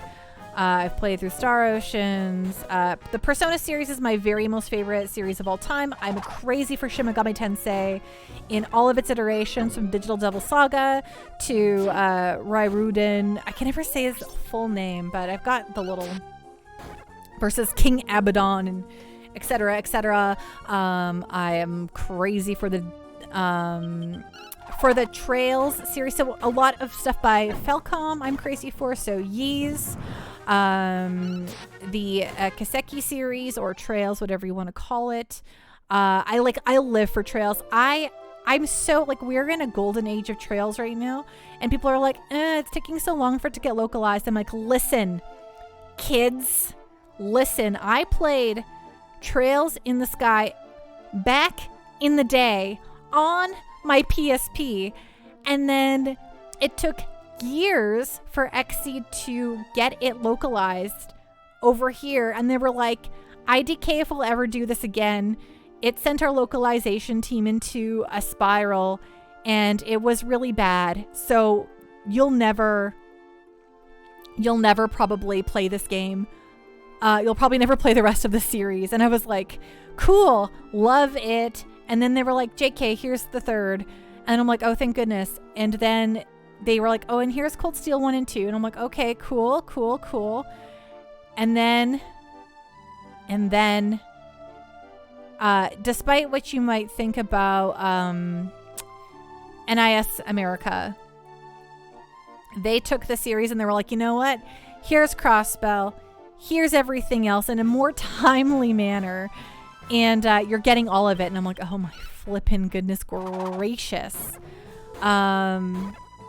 So yeah, so crazy for Trails. But yes, Captain Giraffe linked my games there, so you can see all of the vast majority of the physical games that I own. There are some I haven't updated with like recently.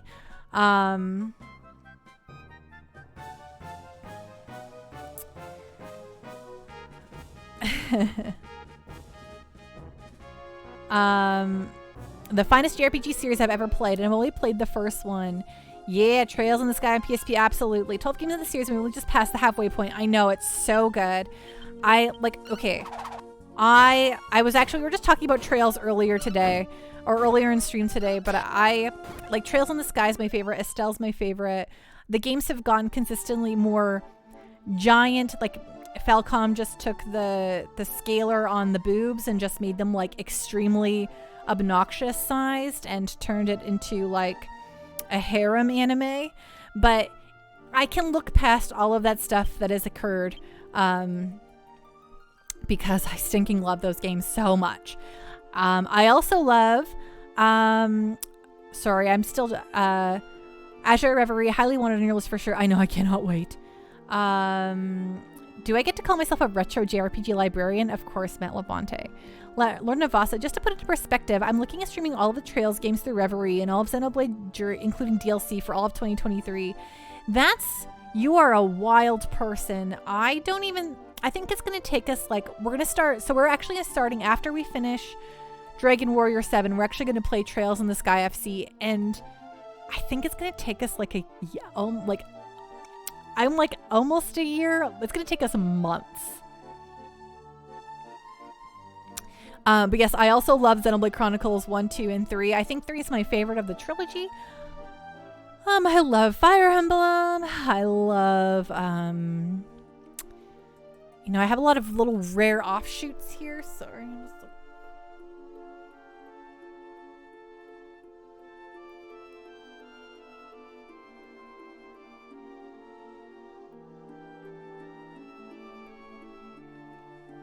Sorry, I was just looking at my 3DS collection there. Just trying to jog my memory. Worldwide Noob. I've got the Gagharv trilogy on PSP. The 3 games that predated the Trails games. I got the trilogy imported, though. They weren't released here in Australia. The first 2 games were easy to find at a reasonable price, but the third one, though, sheesh.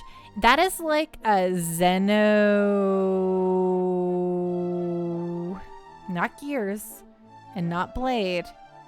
Xeno... Saga. Xenosaga. The first one's real cheap, then 2 and 3. I love Suikoden. I love Grandia. I love... You're planning on streaming all the JRPGs too. You usually finish Grandia 1. Sorry, I just slurred all of that. You've been planning on streaming all the JRPGs too. You recently finished Grandia 1 and Final Fantasy 4. I've also finished Tales of Phantasia. Oh, Tales series. Also awesome on the Super Nintendo. Right now I'm playing through Final Fantasy 4 The After Years. I finished Final Fantasies 1, 2, and 3 last year. Of course I heard about the Suikoden remaster, but frankly, I don't know. I have the originals. Also, I don't trust Konami. I don't know. It's hard for me to get excited about Suikoden when Konami is Konami. You have the originals too? Yes, me too. So I'm like, I'm good for now, but if I like to have, an easier place to play them, because I also have 1 and 2 on my Vita, so Suikoden, woo! Pando did know one of the people who worked on the localization of Trails in the Skies game streams on Twitch. I bet you they do. I used to read all their localization blogs. And, Gorsh. I was obsessed. Konami is terrible, but it says Suikoden on it, so I have no choice. My hands are tied. I mean, it's like, oh, good job. Maribel became a priest. It's like, okay, when Atlas does this a lot. Sometimes Square does this too, where they're like, I don't know if we'll give you the next major game in the series. But if people buy this weird offshoot of it that's nothing like the originals, you'll show us how much the series means to you all. And nothing drives me up the wall more. I'm like, listen, bub. I'm like, the sales of the last games have shown you that there's a huge market for it now. But you're like, buy this fighter based in the series, and then we'll know that you're all serious. And I feel like I just but I need Capcom to make Breath of Fire 5. Oh yes, I also love Breath of Fire, though I've yet to get to the PlayStation ones. I'm very excited for that.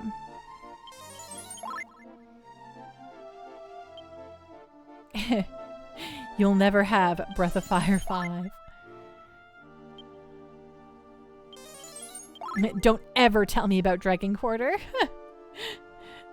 It doesn't exist.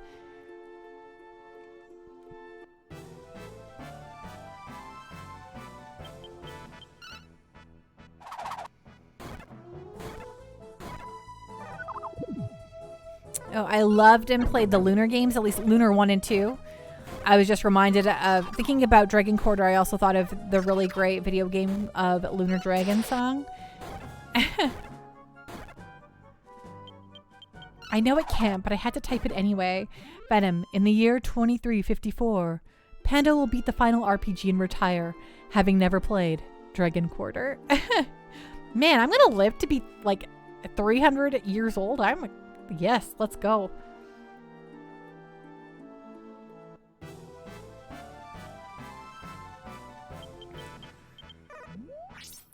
Lunar was top tier. I had a lot of fun playing that. Especially like Lunar Silver Star Story is definitely my favorite of the two.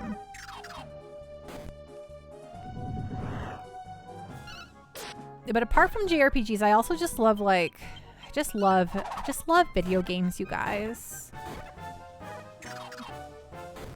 My Pando personal time, I've been playing through Trails from Zero. I'm so excited to play God of War Ragnarok. Oh, I'm dying for it. I've returned to Dead Cells, and I've been doing some runs here and there with that. And gosh, that game just feels so good when you're on a tear. Oh, love it. Hello, Witcher Mad Max. Thank you so much. Oh, it's not a hydrate. You just gave me a Pikachu sound alert, but I'm going to hydrate anyway. I need to hydrate. Have you played Lost Odyssey? You bet I played Lost Odyssey. I bought an Xbox 360 solely to play Blue Dragon and Lost Odyssey. And then the Xbox 360 became my console of choice that generation. And that was also the generation that made me finally get out of just Japanese games, because I was like, we ain't getting the goods anymore. With Internal Sonata, which was from a different studio, of course. And then we had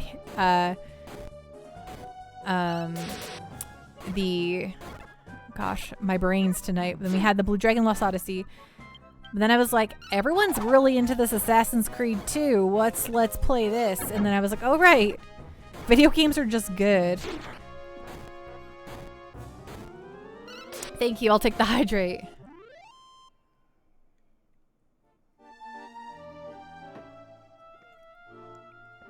Ding.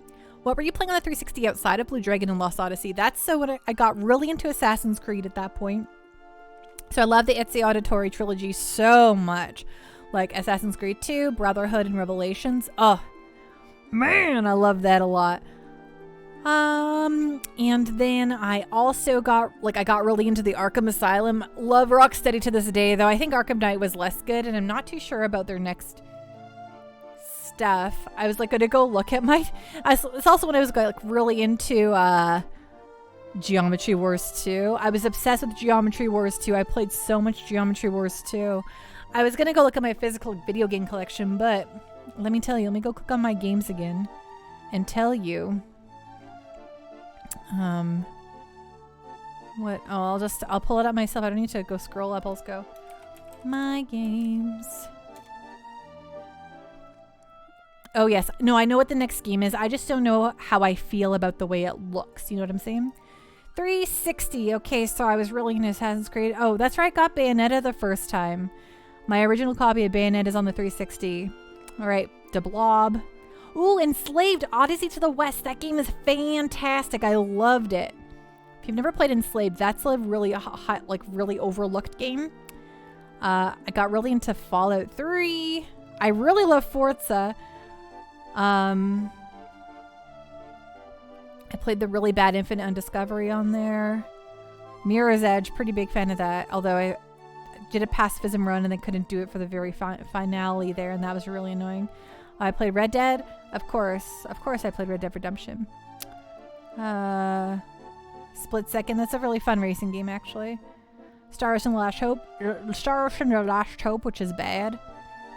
I bought Street Fighter 4 because I don't know. Tales of Vesperia used to be exclusive to that. So yeah, there's some good stuff there.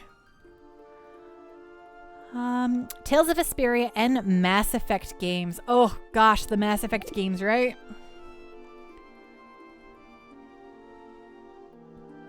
Arkham Knight was meh. I was hoping so much for Gotham Knights. Yeah, Arkham Knight was a bummer.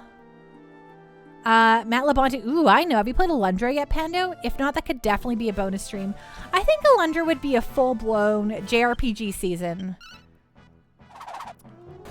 Worldwide Noob. If you want, Pando, I can link you to a shop in the UK that makes reproduction cartridges-based games from the NES all the way to the DS. They also make Genesis cartridges, too.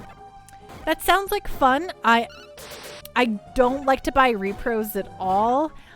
If I own the actual game, it's going to be the actual game. But I try to keep my collection. Like, I don't collect any cartridge-based things unless it's like something I bought as a kid. So like, I still have a lot of my 64 games that I got as a kid, but I didn't have a big collection there.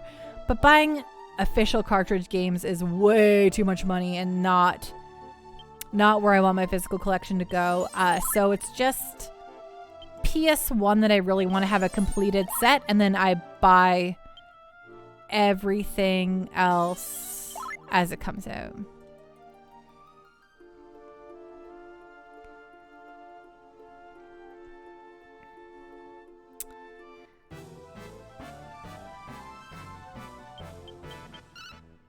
How about Batman for the NES? Sure, absolutely. If you're talking about playing on a bonus stream for your request, literally anything's not a JRPG, I'll play on stream for you, Matt Labonte.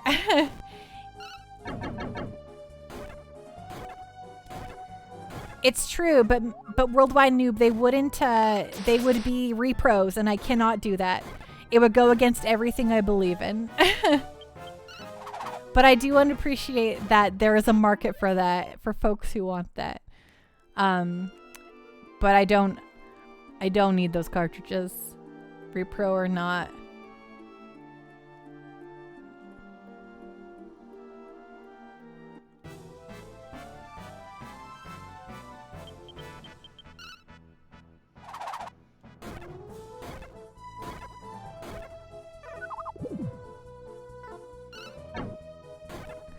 I haven't created a bonus stream calendar yet for November, Matt Labonte, but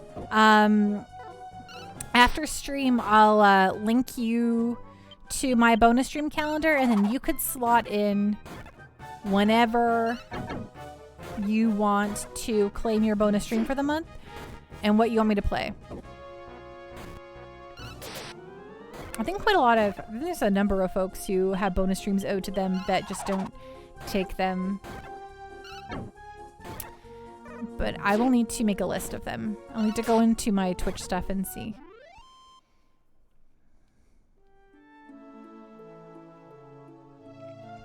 I don't play any cartridges. I'll play the official releases when they come out with a digital download.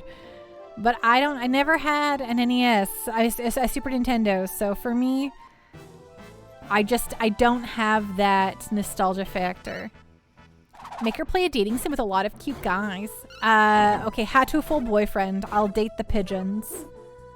No, Batman! Heck yeah.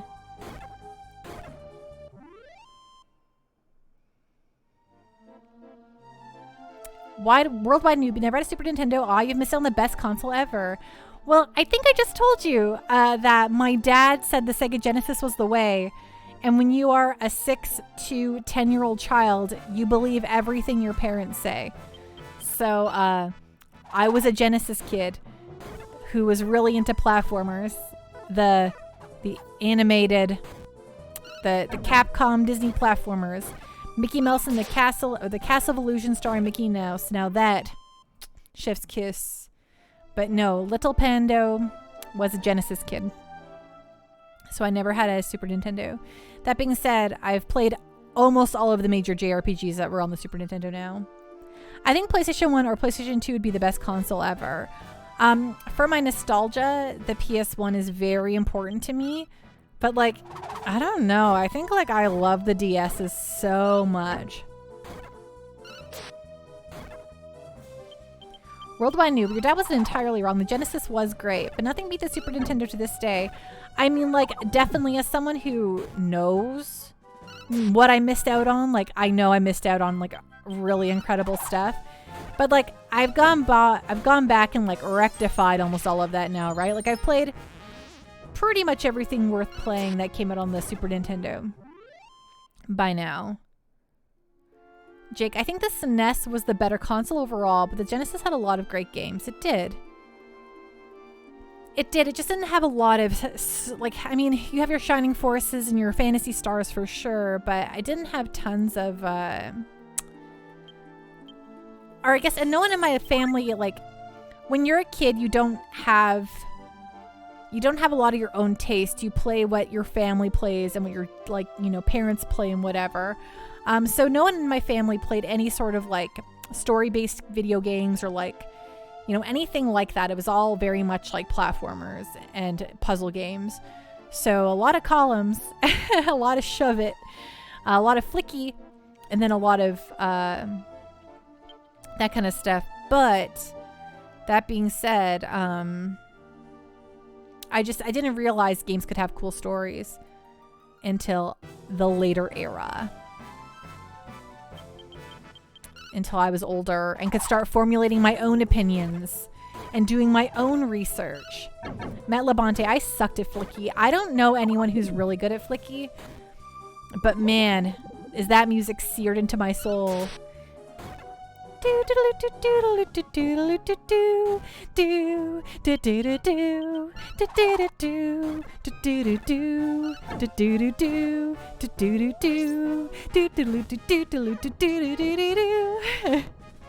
Jake, my two favorite 16-bit games, Pirates at Gold and Shadowrun, were Genesis exclusives.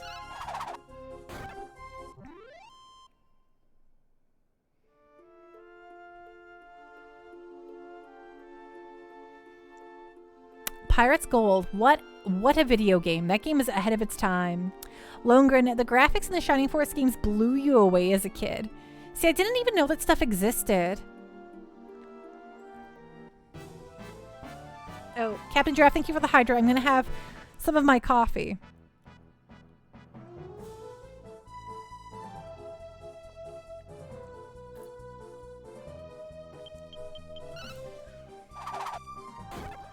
Man, I can't believe I've been like just grinding here for so long. Okay, so when you were kiddos, I guess your TV would have been occupied. I'm like, when you were kids, did you have something on television while you grinded? But guess what? No. For me, I felt it was less that I knew the thing existed, but I knew I couldn't get my hands on them. Yeah, I had no idea. I didn't even know there was like video game magazines just because my family was not a bunch of nerds. Unfortunately, I mean that in a sad way. Like, they were like, you know, they didn't know about that stuff. So I didn't know about that stuff.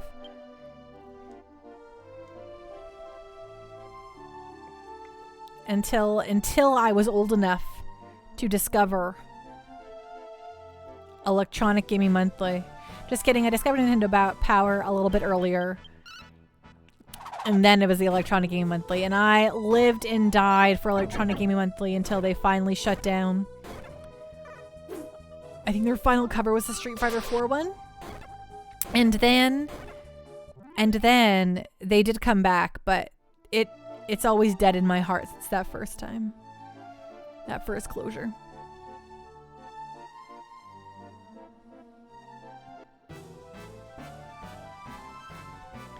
The grind was on the TV, then the national anthem played at midnight until unless the dog races were on until 2 LMFAO.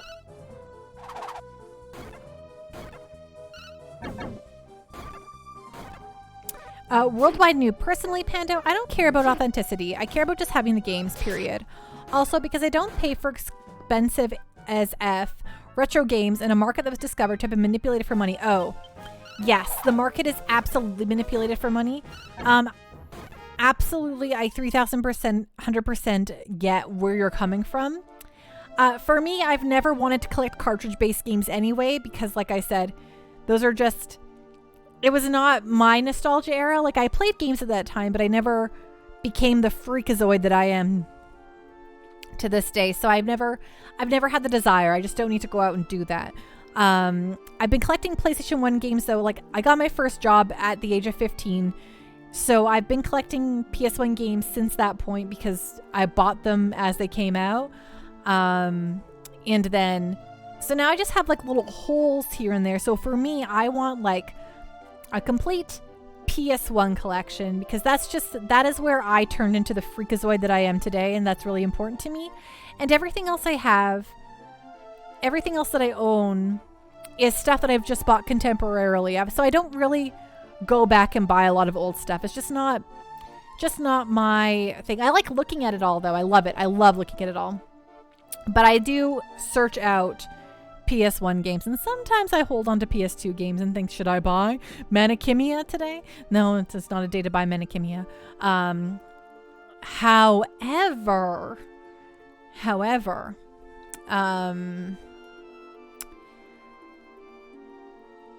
as these games come out digitally, or they have, like for instance, I've played through Mother 3, and I was able to do that because of emulation and fan patches. And that is a way that I will play most old games. And things are getting re-released all the time. So as long as I can own it digitally, that is A-okay by me. Lone Grin, you really like Game Fan magazine? I think I would buy, like, if I had read through all of Electronic Gaming Monthly and Nintendo Power, I would buy Game Fan, like, sometimes.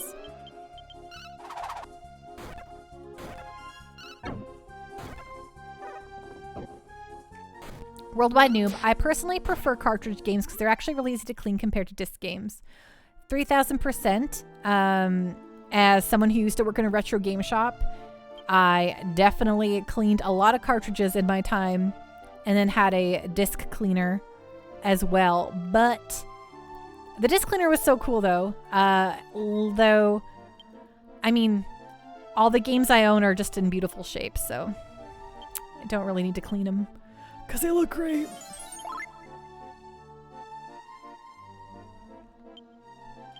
But for me, it's not so much the collection for me. It's just about having my youth, my teen years, all in my hands. Man, the Kadolka's still at that store. I keep almost buying it.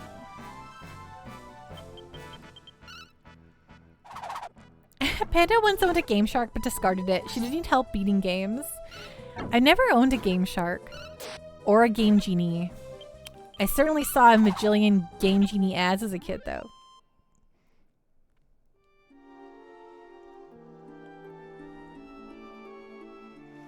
I'm an elite warrior now. Imagine if I... Okay, we're almost... Gosh, we're like 1,000 gold away from finally being done this and moving on with the story. But... what was I going to look at? Info on Pan. Oh my gosh, he's already 1 away from maxing out warrior, which is wild. Worldwide noob. I didn't own Game Shark or Game Genie, but I did have a little action replay guard for the PS1. LOL. That's fun. I mean, that stuff is kind of cool. Just being able to get into like the dev settings and mess around with it. I mean, as someone who used to work in quality assurance, being able to access the developer settings and like, you know, turn on God mode and stuff is really fun.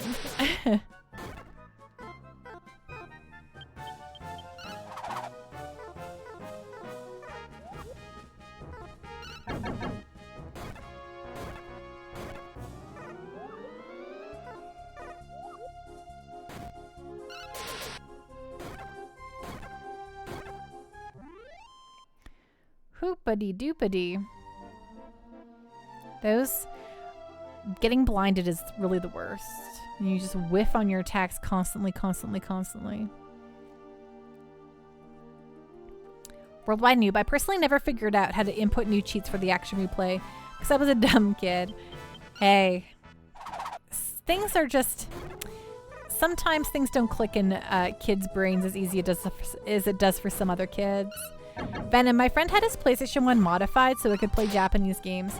Oh my gosh, the day I discovered that the DS was not region locked was incredible.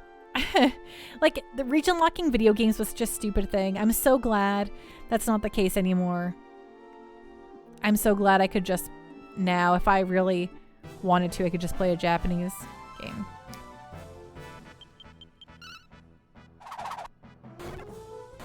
Like, there was a while there when Puyo Puyo Tetris came out for the PS4, and I did not think that game was ever coming out, which is a real humbummer. So it was one of the very few games I actually imported from Japan because I had watched Giant Bomb play it, and I was like, this looks too fun. I need Puyo Puyo Tetris. And of course, the one time I import something, like a month later, they announced they're actually going to bring it out here. And I was like, wow, okay. So now I own Puyo Puyo Tetris twice. One entirely in Japanese and the other localized. The region lock sucks because the 3DS is region locked. I can't get imports. I don't think the 3DS is region locked.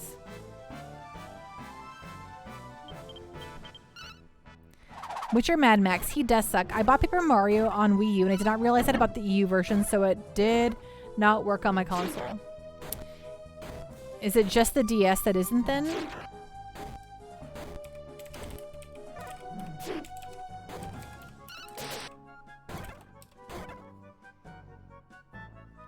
Oh, so just the DS wasn't region locked.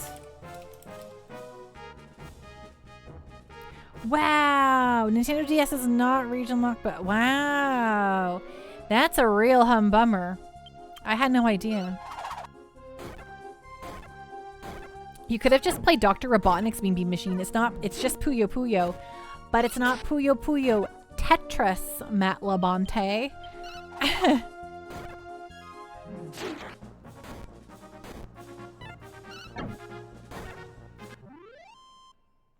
Yeah, the normal DS is not region locked except the DSi. That is bonkers. I think I just assumed because the DS wasn't that the 3DS wasn't either, but the more you know. You know, star. Heal more.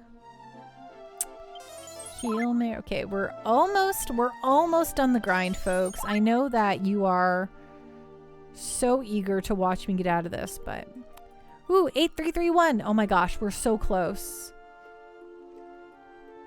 I think we need like 87, so I might just go up to like 88 just to be safe.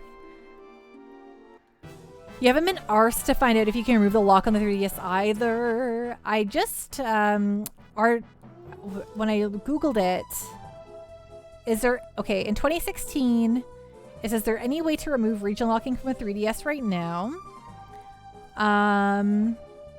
Yes, you can get the region lock, ground the region lock, and currently there are 2 methods to do this. Do a homebrew, install custom firmware, okay. So you have to basically get get into your 3DS.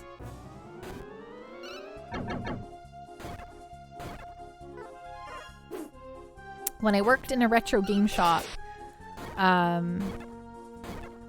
people would come in and want to turn on the 3DSs or DSs we had on sale, to see if they had never been updated to the newest firmware, because then they could jailbreak it. So that was always fun. Yeah, no, I'm with you, Worldwide Noob. I also would not want to jailbreak my beautiful 3DS. Even if I have multiple of them, nope.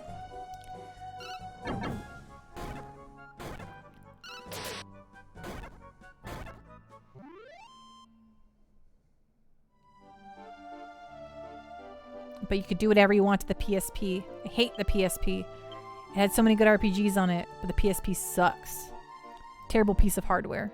Vita, incredible. Love the Vita so much. And it makes me hate the PSP even more for ruining the Vita's chances at life.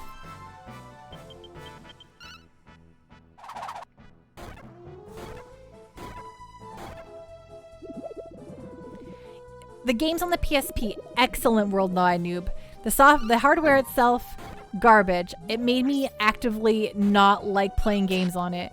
The load times, abysmal. The UMDs screeching while they were loading made me want to chuck it out the window. Ugh, it made me so angry.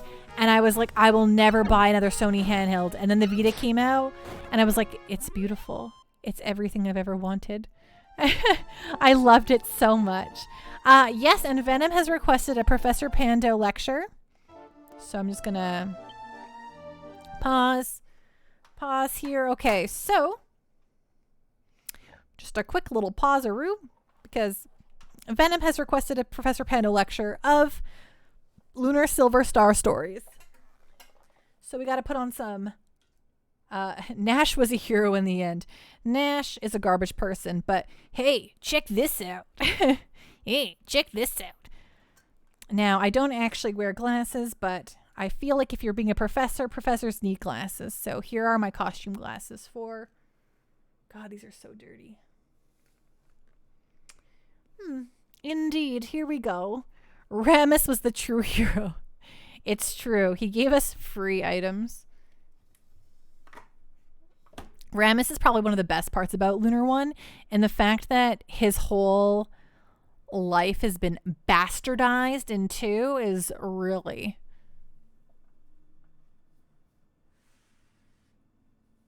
Everyone? Sorry, Hollow Knight. A Pando coming with the swinging with the pre-reading Nash Bastion. Listen, Nash is not a good... Well, Nash turns into a good person, but Nash... originally not a good person. Okay. We want a Lunar Silver Star story. That's how you say it, right? LMNOP. Oh, Lunar. Sorry. Lunar. Eternal Blues. The Silver Star. Okay. 258. Okay, so open your textbooks to page 258. Welcome to another JRPG lecture. Oh, I'm on the right page. I was on the right page all along. So here it is. The Silver Star.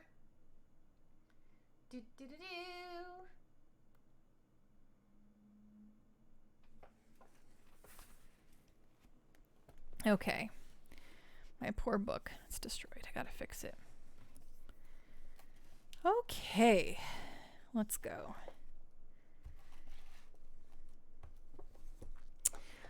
Okay, everyone. So we're going to learn about Lunar the Silver Star. Developer, Game Arts, Studio Alex. Released originally in 1992. Platforms for the Sega CD, the Saturn, the PlayStation 1, the version we played here, the PSP, and the Game Boy Advance. The early days of the CD-ROM marked an exciting time for RPGs, especially on consoles. Without the space constraints of cartridges, CDs could hold cinematic sequences, voice acting, and much larger scripts. The Lunar series was at the forefront of this movement, having been released in mid-1992 in Japan, then at the end of 1993 in North America. It wasn't the first of its type. In Japan, the first big multimedia RPG was Tengai Makyo Ziria for the PC Engine CD, released 3 years prior. Plus, there was other lesser quality efforts like the dreadful Funky Horror Band. But the Lunar series was still one of the most ambitious and most well-loved of these efforts, especially in the United States, where most of its earlier competitors were never released.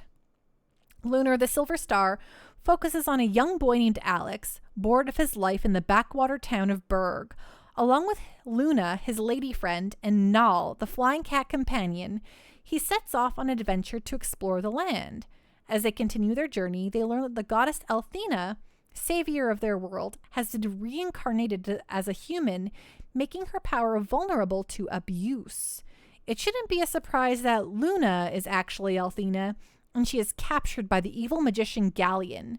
Banding together with a group of heroes, Alex must follow in the footsteps of his long-departed role model, the Dragon Master Dine, to rescue the world and save his true love.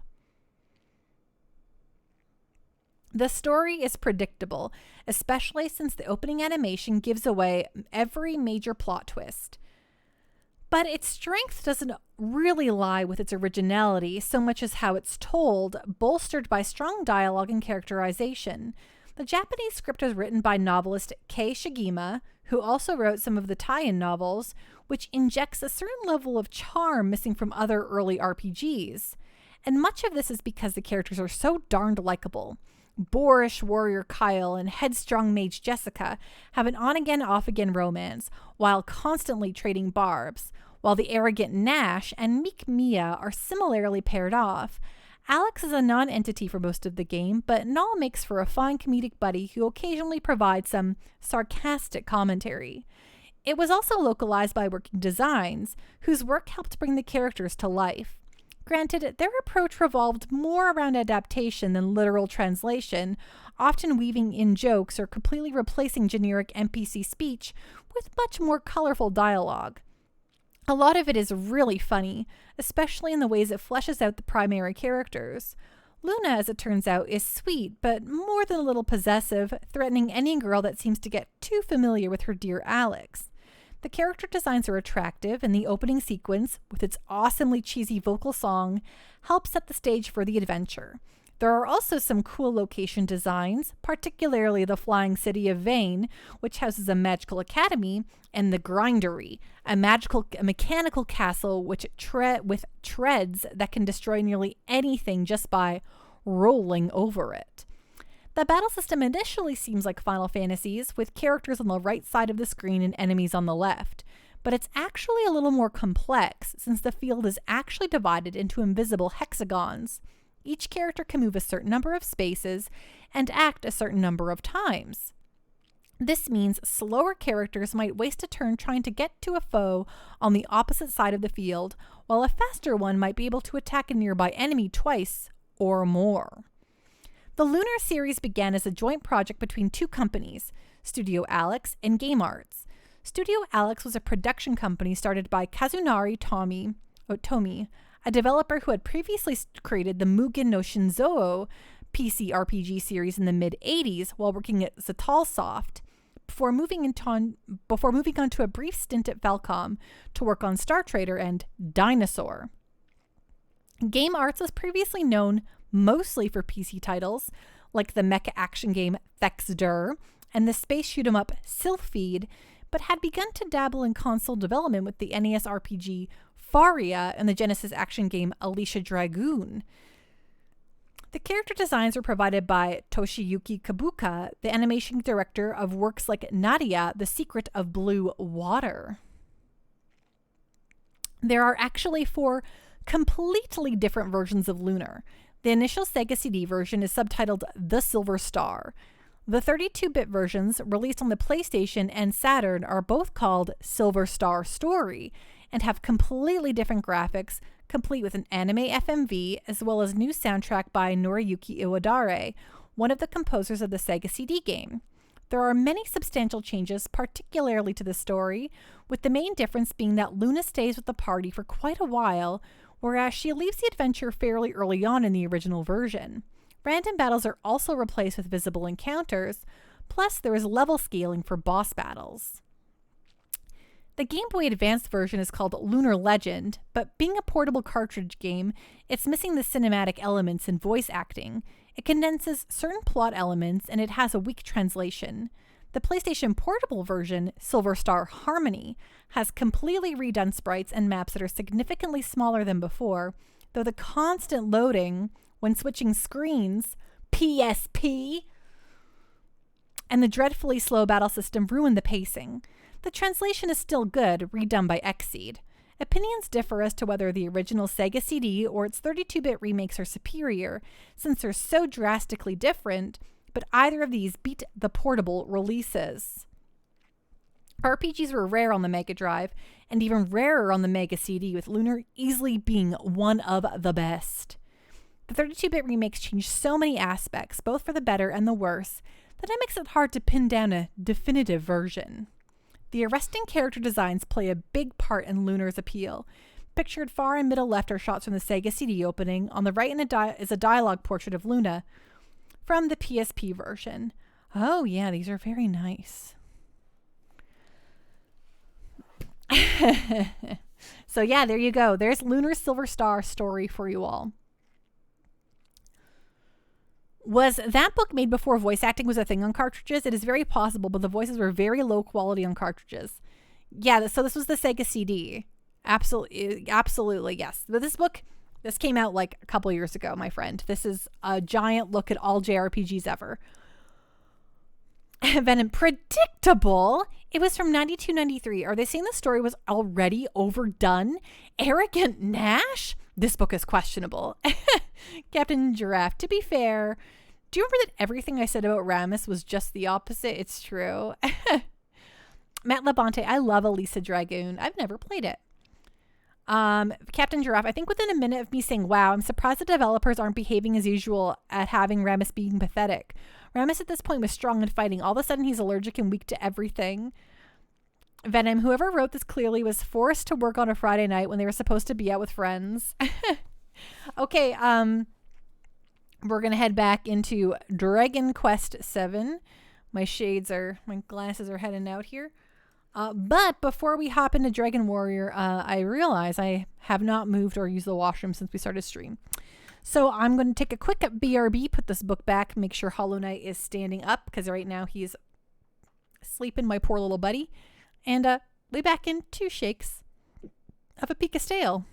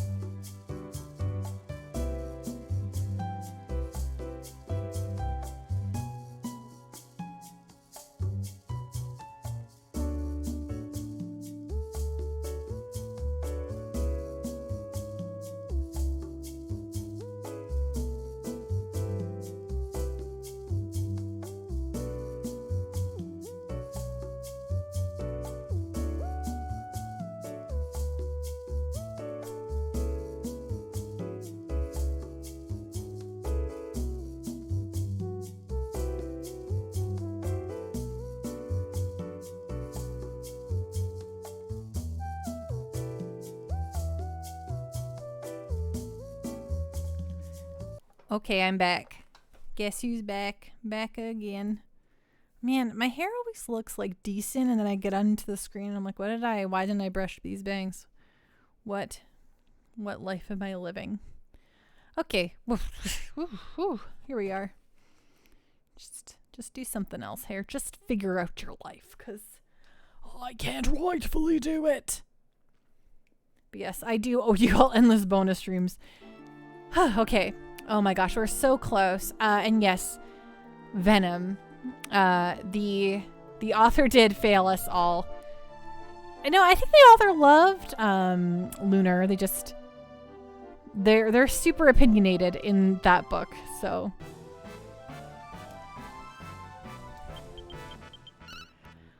I think like just a couple more battles and we've got this, folks. We can buy this skirt and move the heck on, you know what I'm saying? Clone High is coming back. You know, I never watched much Clone High. I think I watched like the first couple of episodes, but I didn't have YTV at that point in my life. I had American television, so I was not able to get really into Clone High. The skirt will be so fetch. It's so true. Like, you're not wrong, Captain Giraffe.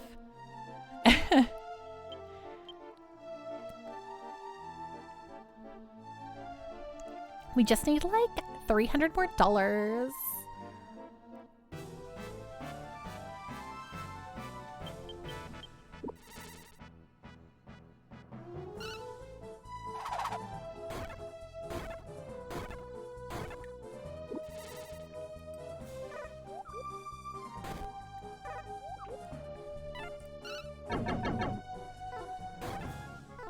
And if it's not pink, well, it's not Wednesday, so. Right? On Wednesdays we wear pink, right? That's the... I've seen Mean Girls like 8,000 times and I still don't remember everything exactly. How are you capturing your PlayStation 3? So I have an Avermedia capture card. It's really great. But I have to, so I have tricked it. I have my PlayStation 3 component cables. Well, I have my PlayStation 3 hooked up with the component cables going through an HDMI converter, and then the HDMI converter goes into the capture card.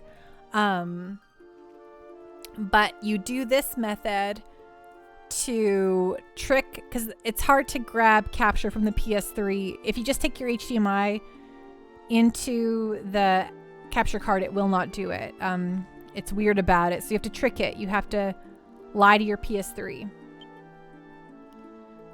Sorry, I just have a tickle of my nose.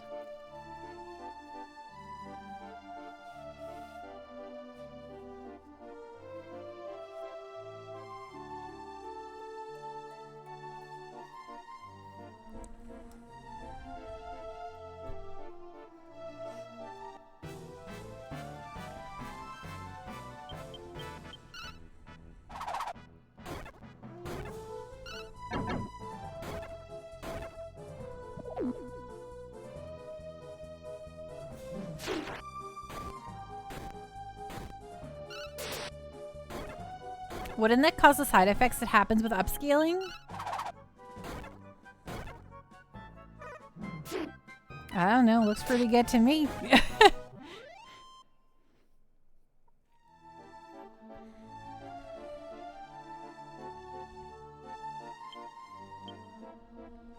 Ah, we have it. We have the money. Let's go buy a skirt. Let's go buy a skirt. Hi-ho the Dario. Let's go buy a skirt. Oops, I always go up, but I mean to go down.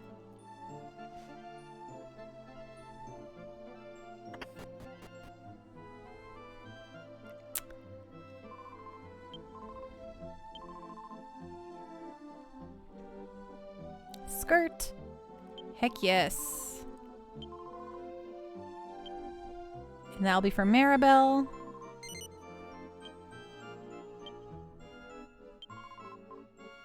I will now sell what she was wearing previously.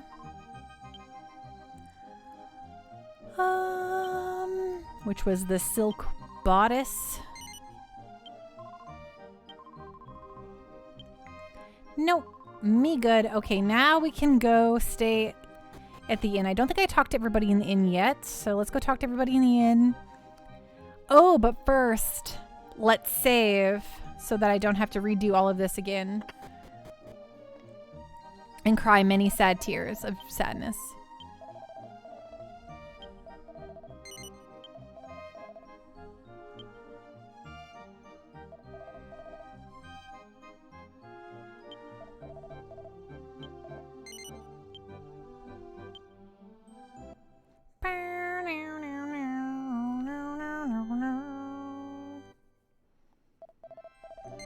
Yes, continue adventuring, please.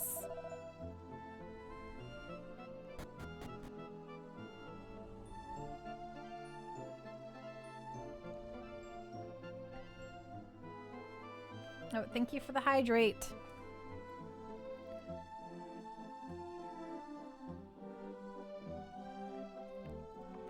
Ding. Okay.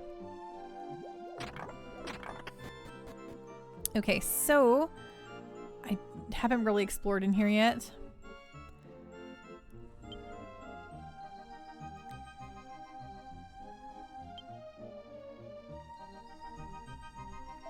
I'm training to fight monsters, but this area is too darn peaceful. Maybe I should move on to somewhere else. I don't know, I just spent hours out here fighting monsters and I did me a well of good. Okay, that's it. Would you like to stay? If so, this is your lucky day. I'm so happy today, I'll let you stay for free. I meant to say half price. It'll be 15 gold for 3 people. It's a bargain. Please stay with us. Will you stay? Yes. Please, make yourself at home. Before dawn, Pan and companions awakened to the strains of lovely music. Are we going to stop him before he gets the folks today?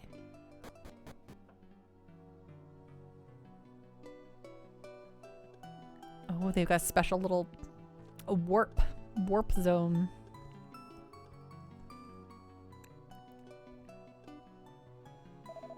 Well, it looks like everyone in town has gathered together.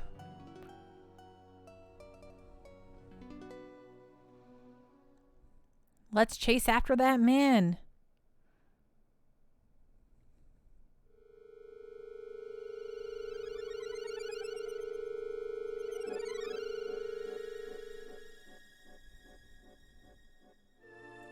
Okay, there's a staircase.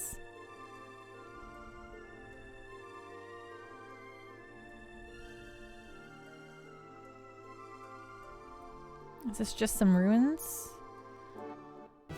There's monsters here. Oh. Slime level 8. Hello, slime level 8.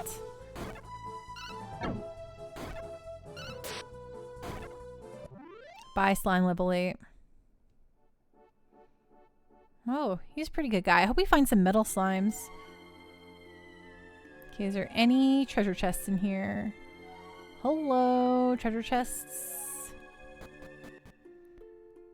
Oh, we're in this tower. That's fun.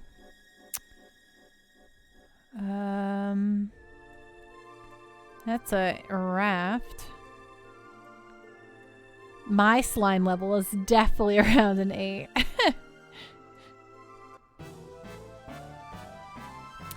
Yo, what up? Check these guys out. Iron Turts. Hey, you Iron Turts. Oh yeah, these guys, they're pretty good.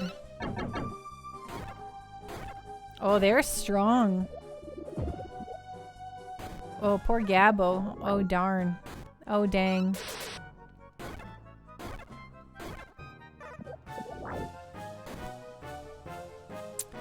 Okay, you do your thing.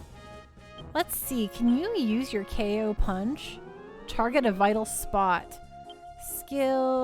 Cast. You're going to heal Gabbo. Ooh, we did it. We nailed him in his vital spot. He died immediately. He died immediately.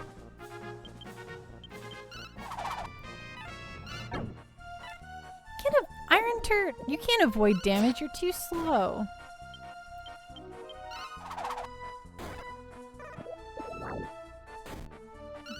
Rude.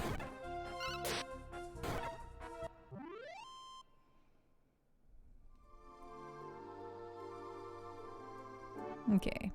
Head up. I don't like those iron turrets. I mean, they're great, but... I see. The door is tightly shut. Ah, alas, alack. We must find another means to get up. There's gotta be another entranceway, right? Ooh, I almost missed this treasure chest like a dummy. Oh, and there's stairs right there. Have you ever seen Over the Garden Wall? I've absolutely heard of it, but I've never seen it, no.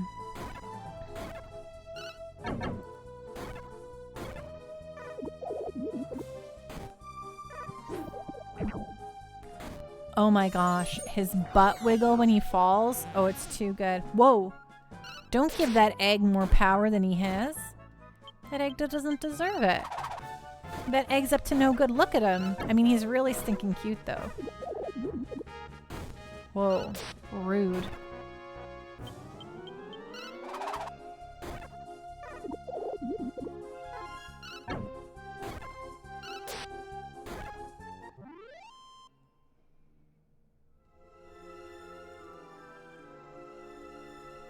Okay, so we want this chest. How doth one get it without... Okay, here we go. Woohoo! Panda's a genius.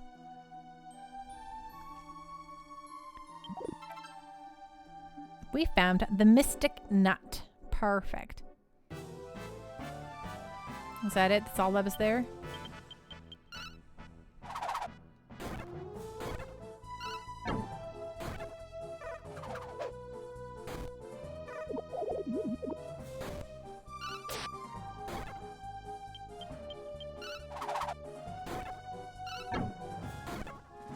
That was a lot of text for opening a chest, LOL.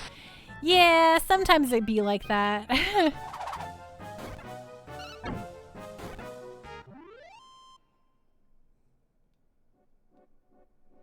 Ooh, Maribel became a bishop. Maribel learned heal all. Heck yeah, that sounds good. Woot, woot. Info on Maribel. She's one away from being an ultimate cleric to oops. Oh, shoot. I didn't mean to leave. Well, whatever. That's on me. Okay, the stairs were hither. They're up and over here, right? Yep, got it. Okay. Bump, bump. Oh, dead end?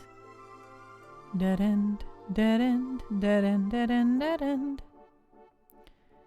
Okay, let's check the outside wall. Ooh, don't fall down there. You don't want to do that. Or there. But you do want to open this thingy for a shortcut. Oh, I should remember to heal Maribel. We should be able to do it after this fight, though. Oh my god. Don't do it. Don't you even think about hitting me with a double attack. Good, now he's dead, so it doesn't matter. What a schlub.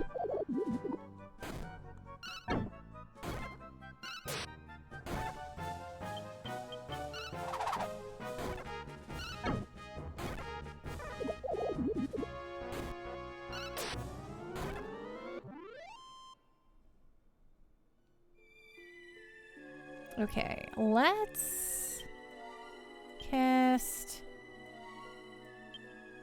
Did we... Wait, what? How come we only have 19? Did our in rest did not actually count as in rest? Because let me tell you what, I'd be real bummed about that. Okay, well now that's open. Congratulations. Oh, it's just okay, well whatever. Okay, well whatever. Let's go this way. Go up here.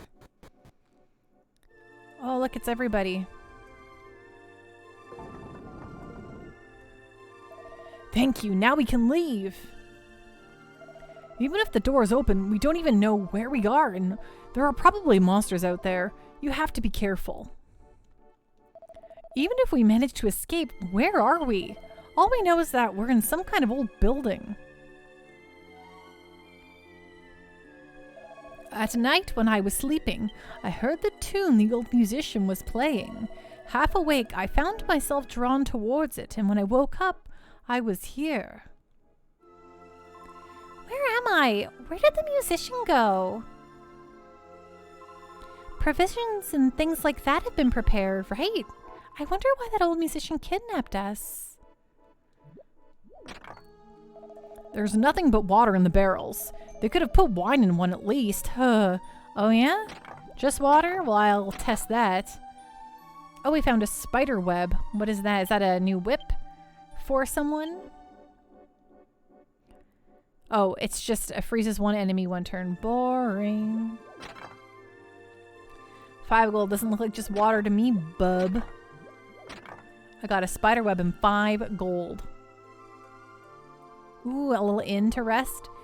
Even if we leave the temple, God will always watch over us. The most important thing for us to do is to hold our faith close to our hearts. I am the priest of Avon Village. I realize our temple is very modest without so much as a roof, but God's divine protection is granted equally to all. Rest assured and give yourself over to his protection. Courageous servants of God, what do you seek in our temple? I would love to save the video game. Thank you. Thanks for grabbing that, Jake.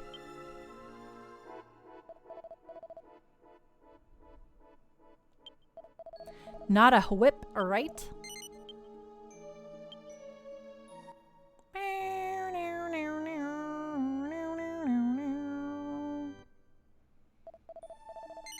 Yes, I would like to continue adventuring. Thank you. So you came to see me after all, eh? I knew you would. God's divine protection shall be granted to all whose hearts are pure.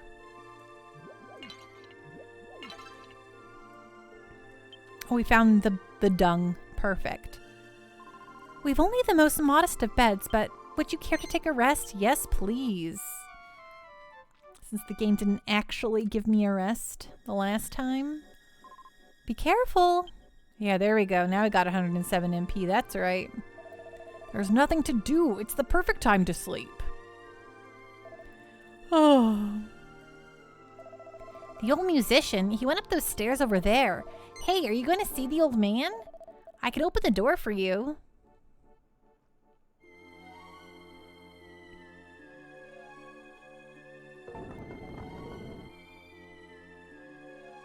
Well, that's nice. I have to talk to everyone else first, though. Avon, Huzu, even Hemilia. What the hell is he planning to do by gathering up people from all over the continent? That wandering bard must be in league with the demon lord. If we don't do something, he'll sacrifice us all to his dark god and drink our blood for his sustenance. I mean, maybe. I just can't believe what that old man's done. It's appalling. Oh, your new ones? Yes, yes, I know. You were tricked too. That old man used music to entrance us. He must be a monster. The coward. If I ever see him again, I'll beat him to a pulp. Huh? You see you don't care? I should get out of the way? Oh my, you should have told me sooner. Ooh, we're finally free. That old lady's stories were so long-winded. This situation is getting worse. The withered bodies of the elderly are starting to atrophy. Good night, Matt Labonte. Rest well, be safe. Thank you so much for hanging out. We'll see you again soon, okay? And I will look out on your Discord. I'll give you the bonus stream calendar so you can plug in whenever you're free. If we don't take action, they will soon fall ill. The wonderful old musician was actually serving the demon lord? That bastard! He took my love and admiration and betrayed me. I don't know if my shattered heart can take another blow. And now I'm going to die in a barren hole like this. My life has been one disaster after another. First, my wife left me, then my son went bad. Nothing good will ever happen to me. Wow. Well, maybe you don't feel so bad for yourself all the time and pick yourself up and figure it out, bud. I am a traveling merchant. My wares are always close at hand. Care to purchase anything today? Well, what do you got, bud? What is a pink pearl? Ooh, it's a pixie sword. Oh, man. Oh, man. Do I want it? No. I wonder if the town treasures are okay. Somebody might steal them. Perish the thought. I can't sell anything if I don't have anything to sell. I'm jealous of the guy next to me.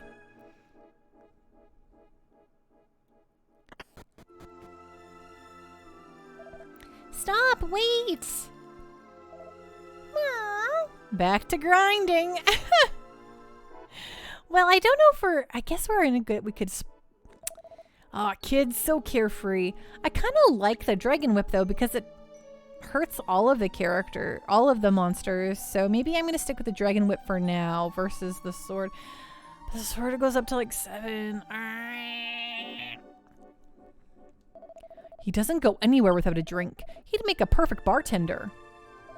Heh, I brought a bit of drink along with me. I'm taking a quiet nip every now and then. Don't tell any of the others, okay? I don't know what that musician is planning, but one thing's for sure. His song entranced us and let us all hear. He's obviously no ordinary musician. Huh? Oh, you were staying at my place that night, right? It's me, the Chief of Avon. The whole town came here, but I was worried because I couldn't spot you in the crowd. Why did you stay back? Because you didn't hear the musician's song? Wait, isn't this the tower in the mountains? It has been long abandoned. Ugh, why do we have to be trapped in such a terrible place? What did I ever do to deserve this? I get so worried being alone like this. I start imagining the worst. I bet that musician is positively enjoying the terror we're all feeling. What a sick man. This is from the same era as the Lost City. It's hard to believe that the musician is such a bad person when he plays such lovely music. We can't believe that. Well, believe it, buddy. I saw it from the beginning. Okay, let's save one more time before going up to greet the musician.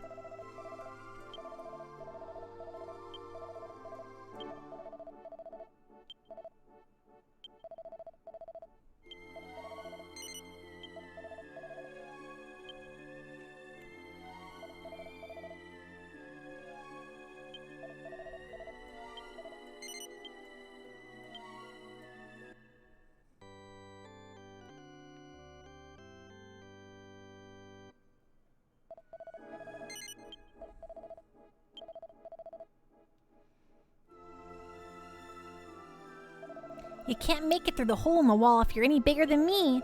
There are monsters past here, so watch yourselves. Yeah, we'll watch ourselves, kid. The door is tightly shut. Yeah, I didn't mean to walk into it, but thanks. Thanks, though.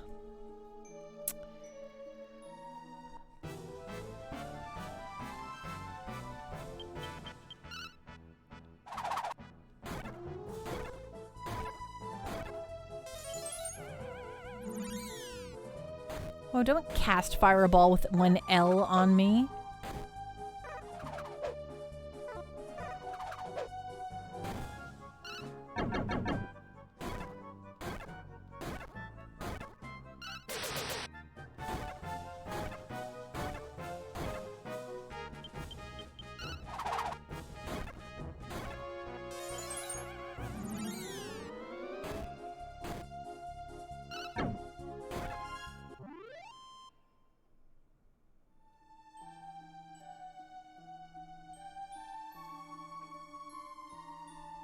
Okay, dead end. Good.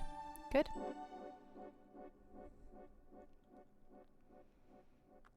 Anything? Oh, a single egg. Easy peasy.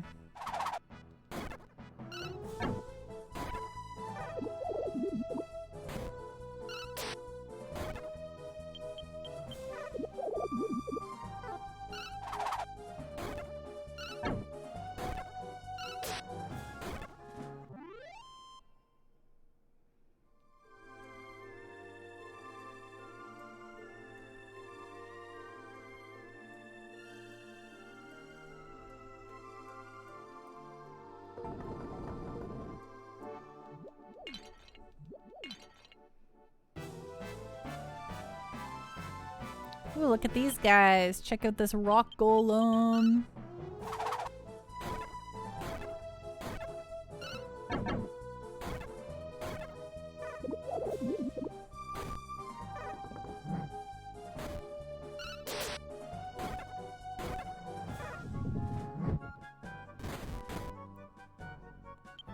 Ooh, that was unpleasant.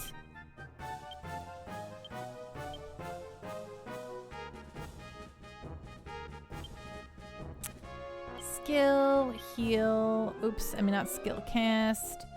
Heal, heal more on Gabbo.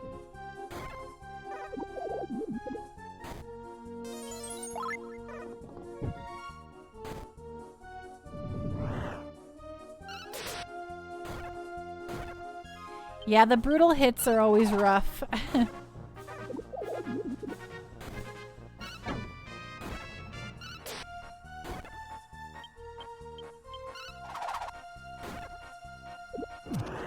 Oh, Eggeron shell broke. Oh, and now his little, the baby's dead.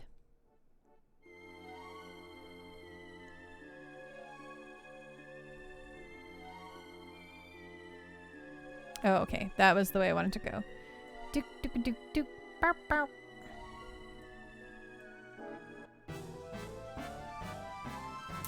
Oh, some iron turts, eh? Let's see if we can get a KO punch off on one of these super long to kill guys.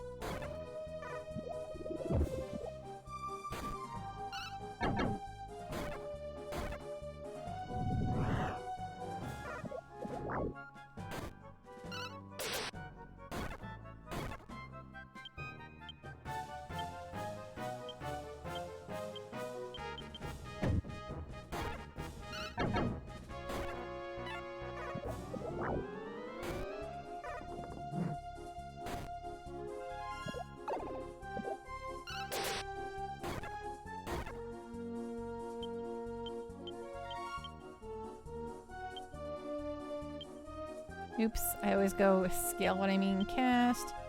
Heal more on Gabbo, I guess? That's like a playful I'ma hit you to a haymaker, right? It's like it's all fun and games till someone loses an eyeball.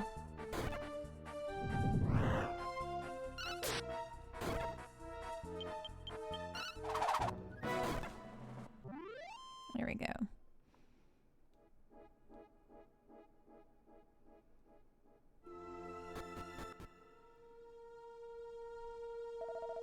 Let's see. It should start any time now.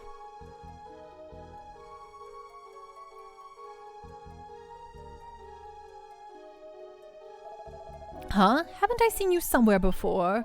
Not that it'd be a surprise, since every last person on the continent has been gathered together in this tower.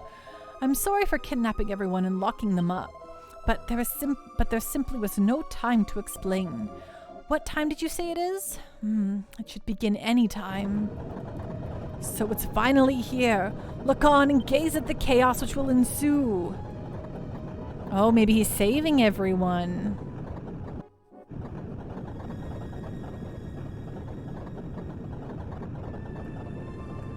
Oh, look at all the water. Just filling up, flooding everything.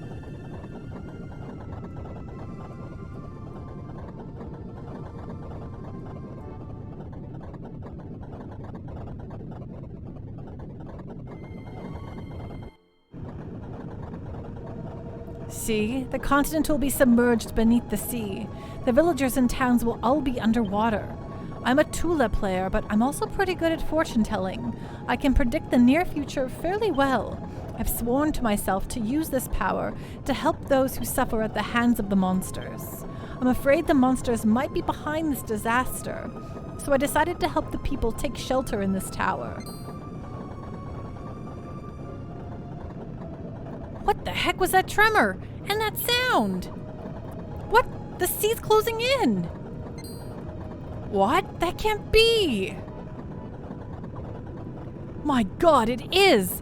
That's the watchtower Amelia! The town is completely submerged! Naga, welcome on in, Raiders. What's going on? What is on the up and up? Naga, what were you playing tonight, my friend? How was stream? How's it going? What's Final Fantasy VIII? Well, regardless of what all of you might be feeling about Final Fantasy VIII over there, Final Fantasy VIII is my favorite Final Fantasy. So I hope you are all enjoying yourselves. Hello, the Manders. How you doing? The Manders, are you an Amanda? Because I too am an Amanda. It was good. We tried to do some speed runs. Nice. Very nice indeed. But it didn't work out well. LOL. Very fair. Alabama Tofu, thank you so much for the follow. Welcome on into the Pando Party. Folks, if you don't follow Naga, please do. Oh, you're actually not an Amanda, but your mother gave you the Mandy nickname. Okay, fair enough. So for those of you who don't follow Naga, please do. Playing through Final Fantasy VIII, doing speedruns is just always a fun time to watch. So please go check them out. Super cool. And for those of you who don't know me, hello. I am Pando. Things are getting real intense over here on our screen, so please forgive me. I play JRPGs, though I love almost all video games. I actually work in the video game industry. It's very important to me. Games are super special. But the JRPG has a very special place in my heart for making me the ultra nerd I am today. So I kind of devoted my channel to doing playing through all the JRPGs, doing fun voice acting and all sorts of fun things. So if you like the way any of that sounds, please feel free to stick around. Otherwise, thank you so much for coming in on that raid. Naga, I understand if you got a blast after stream. We're currently playing through Dragon Warrior VII, or Dragon Quest VII as it was known in Japan, and as it's known around here nowadays. Who are we kidding? We're playing the actual physical PlayStation 1 copy. We're playing on my PlayStation 3. We just followed this musician into this tower. He had kidnapped all of the people on this continent, and we thought that he was up to no good. But as you can see, the water is currently submerging the entire continent. This is the highest point here. So he technically was saving them. So now we're just learning that. And as you can see, it's still happening. I've kind of left it on the screen with it rumbling and mumbling. So we'll continue on the story here. It's completely submerged. You damned hoary fiend. Did you do this too? You damned hoary fiend. We won't let you get away with it. This must be the doing of the great demon of the sea, Grakos. He was the one who swallowed the lost city beneath the waves. He must wish to sink the entire continent. This is bad. The flood is even worse than I had foreseen. At this rate, this tower might not even stay standing. I guess the only answer is to go after the root of this terror. Sadly, however, I no longer have the strength to fight. I'd completely forgotten. Just before the earthquake started, a few of the men decided to go home and descend to the bottom of the tower. They wouldn't listen when I warned them it would be dangerous. I wonder if they're okay. I don't believe this. The door that leads below should have been locked.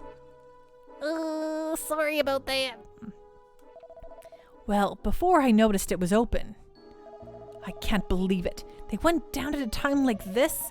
All we can do now is pray for their safety. If I only had a bit of power left. What? That old man was trying to save us? You should have told us sooner, although nobody would have believed it. No one's going to believe that the land had been almost entirely submerged until they see it for themselves. I'm sorry I doubted you. I guess the only answer is to go after the root of this terror. Right, he has no longer the strength to fight. Same thing he just said. The ones that ran away were fishermen and warriors from Huzu village. I don't know whether to call them brave or reckless, but I guess nobody imagined that things would turn out like this. I just hope they're safe. If this truly is Grakos' doing, he must have gained an incredible amount of power over the years. Trying to submerge an entire continent is beyond human comprehension. What has brought him to do this all of a sudden? Wait, I must ask something of you. I was the legendary Tula player for the Dejan tribe. once. However, my selfishness led me to break my pact with the tribe, and I was forced to leave them. Ever since that fateful day, I swore to use my abilities to help those who are being preyed upon by monsters. This time, though, I am far outmatched. The monster's power is beyond what I had ever imagined. I simply do not have the power to fight them anymore. Would you take my oath as your own? I know you tried to defeat the monsters already, without telling any more. Huh? Yes. Yes, I thought as much. You people are much like the group of young travelers that saved my tribe long ago. We actually are the same people. We're time travelers. They did it without asking for so much as a single thank you in return. It was a long time ago, and my memory fails to recall what they looked like, but I'll never forget the fiery will I sensed in their eyes. Your eyes are like theirs. That's why I decided to ask this favor of you. Will you please take on my vows and defeat the leader of the monsters? Yeah, we got you. So you're willing to take this on? I shall assist you as much as I can. I prepared an emergency raft. It is at the base of the tower stairs. Please use it, and take this with you.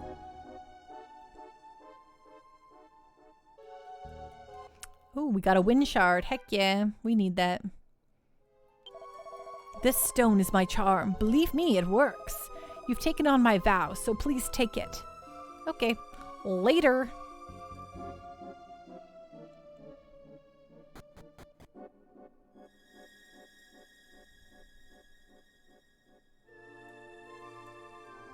Oh, I thought it was right here, but...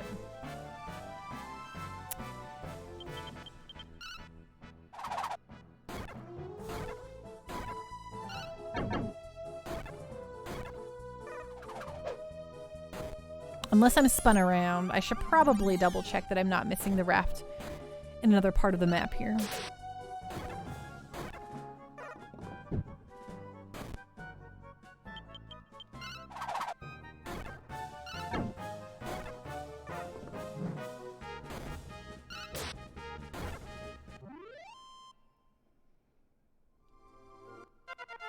Ooh, someone leveled up.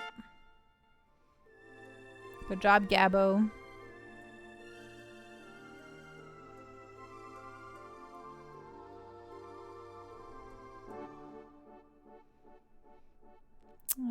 Yeah, I don't think it's over here either. Yes, no, I think we have to go down one. Or we have to go down two at least, but... Let's use the inn. We'll save.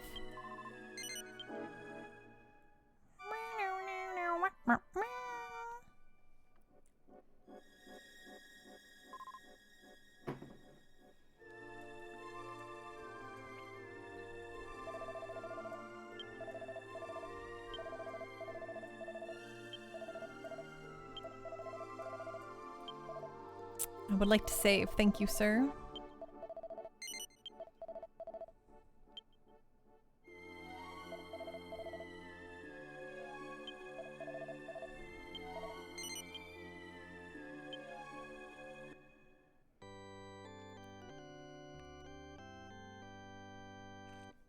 Well, does anyone have any exciting plans for this weekend?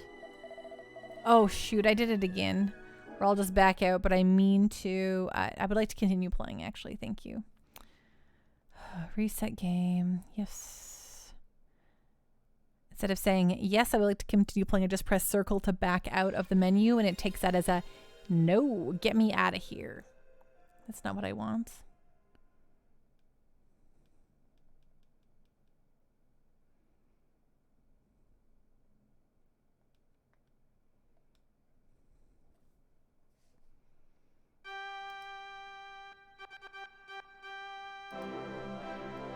Here we go. Here we go. Boom, boom, boom.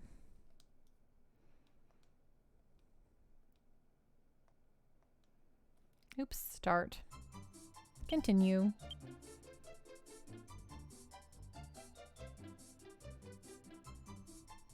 $48.22, that's the one I want.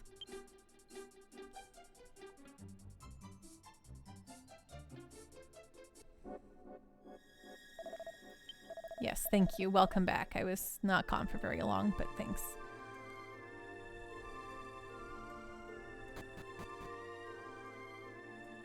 look at this guy. Hey, what's up, bud? Ah, humans, don't be mean to me. I'm not doing anything wrong. Because lots of humans moved to the top of the tower, I ran down here to the basement, that's all. Then when the earth started to shake, I went outside and these huge waves of water were surging forward. Then I panicked and escaped here. The first floor is already filled with water, so you can't go down. Aw, poor little gaffer. I'll never hurt you, slime. Unless you attack me. And I have to. Okay, well, where do we go?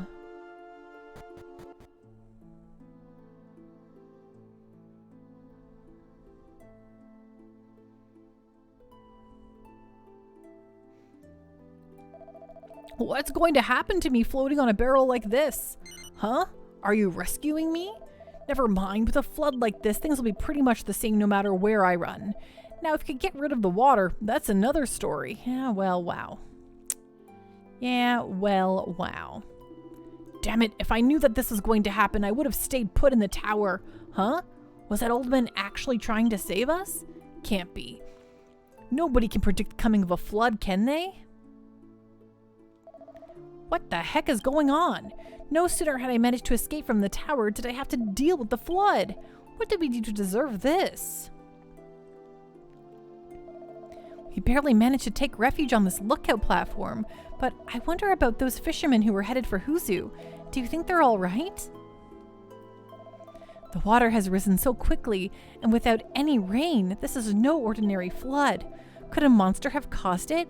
If so, it must be a monster with truly fearsome powers. I like how there's still a fire going on down here. This is a really special flood.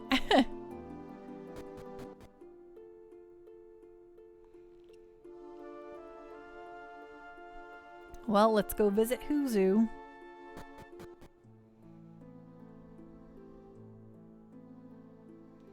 You're going to the sunken city? You do know that they really mean sunken, right? Just how do you intend to get inside? You can't very well hold your breath. I just happened to stop off at this village during my journey. Why do I have to get mixed up in this mess?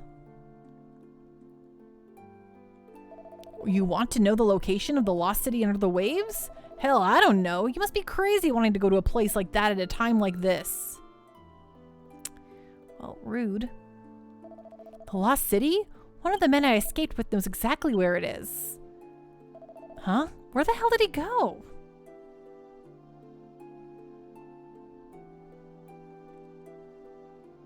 Well, it doesn't look like he's around. Oh, is this him?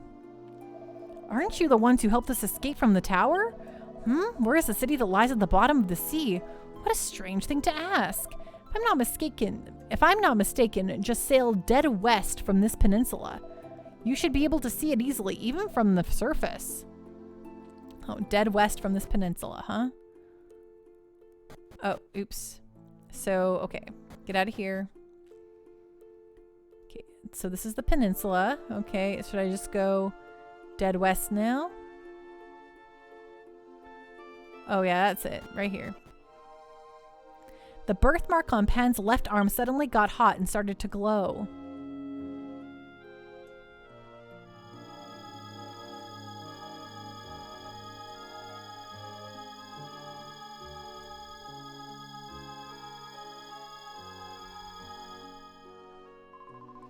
There's some strange interaction between the whirlpool and Pan's birthmark. Is the mark actually causing it? Aha. Now we are in. Oops, don't stand on the purple.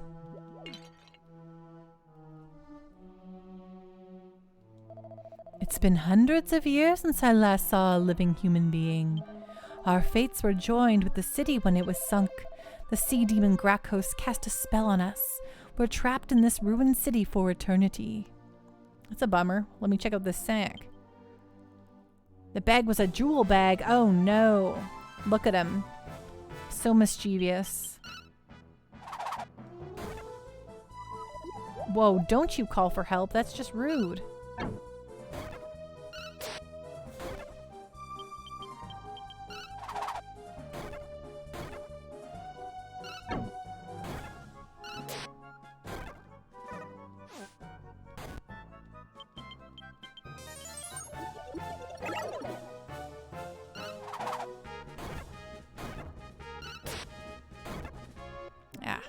See you later.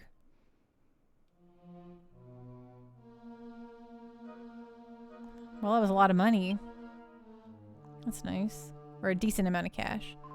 I have no idea what compelled you to journey here, but I implore you, escape while you have the chance. Or do you think you have the power to defeat Grakos? I do think I do. Quit joking around. A child like you is no match for him. When the dust has settled, you're going to end up just like us. I don't think so, lady.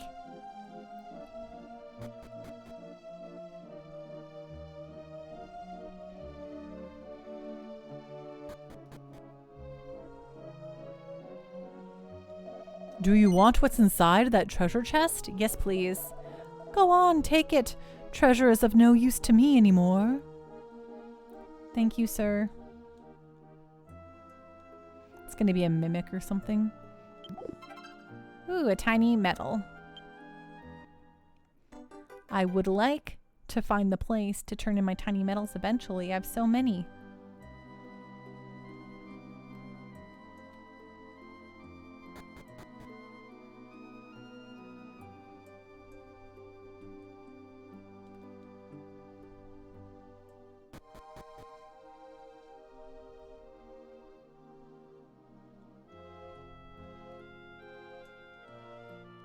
Is this... Sorry, I actually didn't remember to...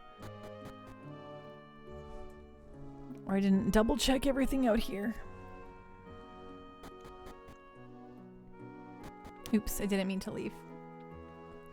But hey, there's a save section here. I'm pretty sure this will be a save. Oh, don't stand in the purple. Grakos is a demon with terrifying powers. He possesses the ability to sink entire islands, and now the Demon Lord has granted him the power to sink entire continents. The Demon Lord wanted him to seal off this land and make it his own. Living beings, I don't know what your purpose for coming here is, but you cannot approach the Fane. There is a demon of frightful power inside. If you are discovered, you will not escape. Okay, so I cannot save here, which is too bad. Oh, stop talking to me. I mean, that's my fault. I would talk to you again, but... I was just trying to see if the statue would let me save, but I guess not. Whatever. It cool. We don't need no save. Okay, checking there's nothing behind there. Okay, now we can go hither.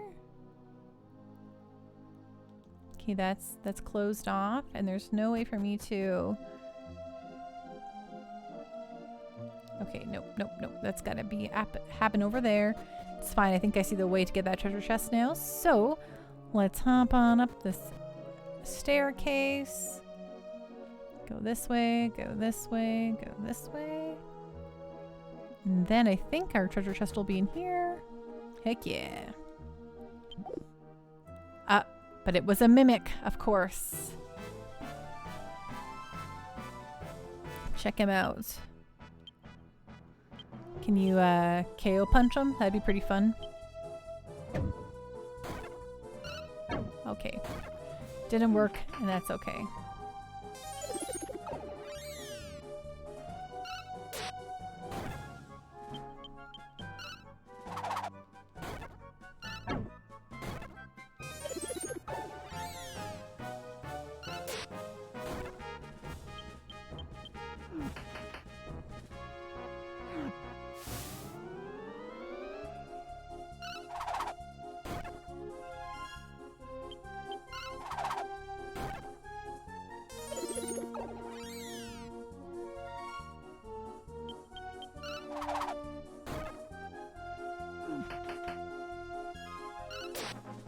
I think this beat attack he keeps doing is an instant death spell. And I had some life rocks which took the hit for me. And so I think I survived that, but instant death spells are rude. Okay, well, that was fun.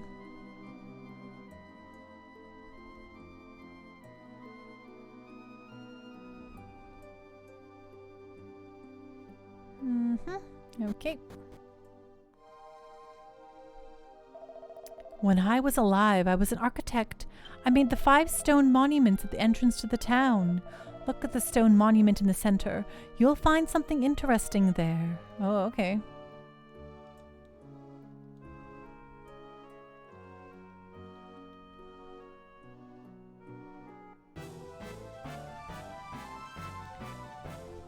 Are you okay, Nekomichi? What's wrong?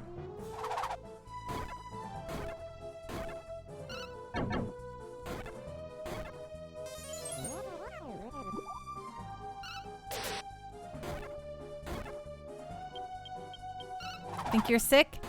I think everybody and their dog is getting sick lately.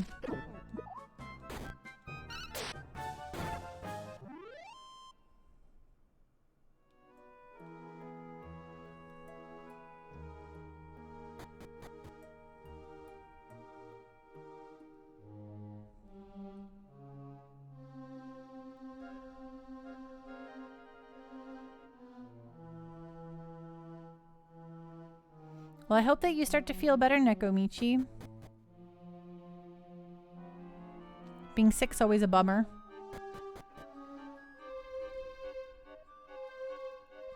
The monument looks like it could move. Will you push it? Yes.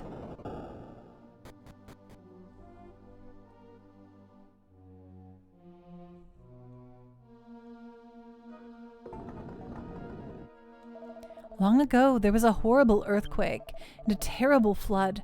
Water filled the underground and I died. I never found out what had happened outside.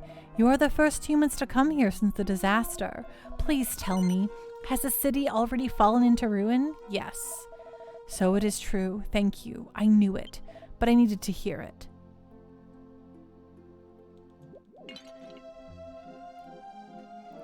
Well, we're just here talking to ghosts, which is pretty fun. Whoa. Evil turtles.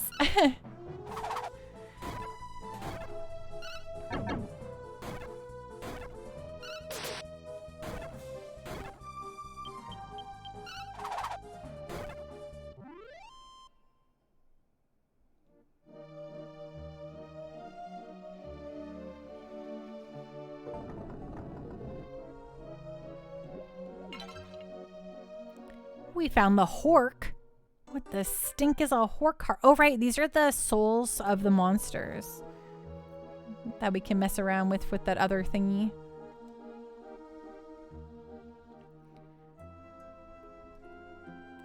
That doesn't make sense because I don't even know what I'm saying there, so. Where am I? Am I on this? Yeah, okay. A mad pot. Oh no. Look at him. Look at that grin. Can't trust that guy.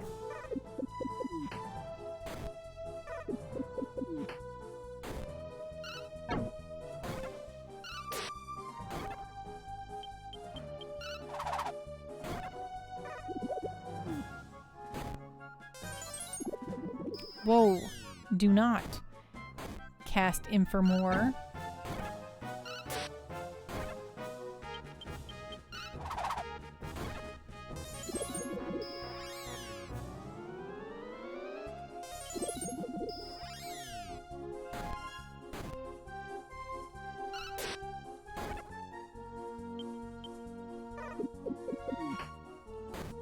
Oh, jeez Louise. Please don't kill Pen. Aw, stink.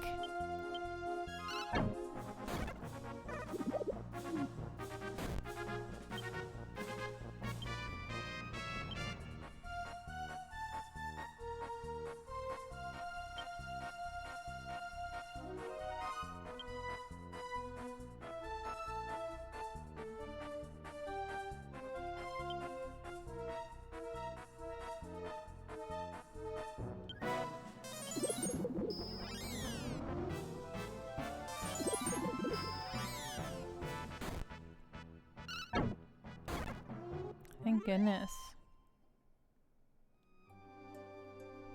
Okay, I hope I have some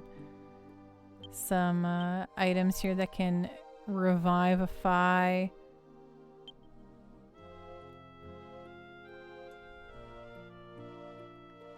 Because That would suck otherwise, huh? Here we go. Oh no, that's raising a max MPO. Let's raise whatever. Oh my goodness. Okay. I hope I have some in my bag, because I never considered this at all. Holy dew. Heal HP of all. Life acorn. No, I thought the last one was a life. What am I talking about? Oh, angel tear. Oh wait, no, that's not what that does either. Oh my goodness, where is... Do I not have any reviving spells? Because that's a real bummer. Okay, we gotta back it out of here. Cast.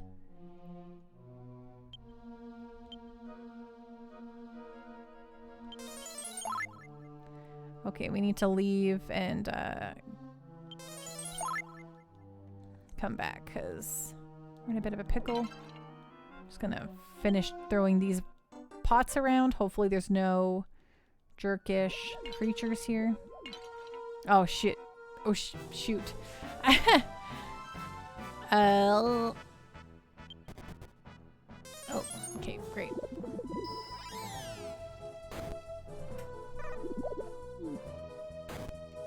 This is a real bummer. Okay, cast. Can you just, oops, skill. I did. I got real mad at myself there.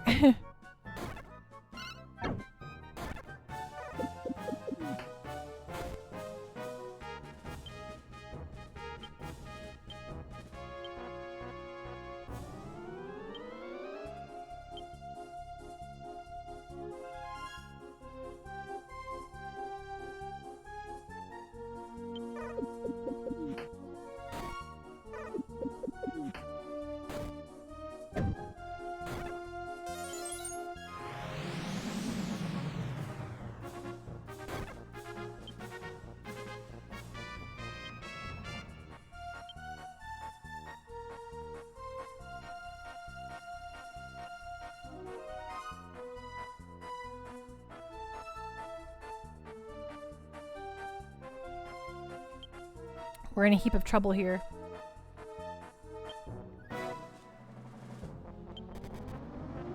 Yeah, ugh, this is bad.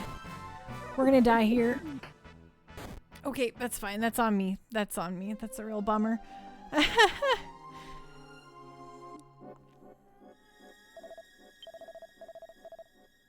Yeah, okay, we can't go in here without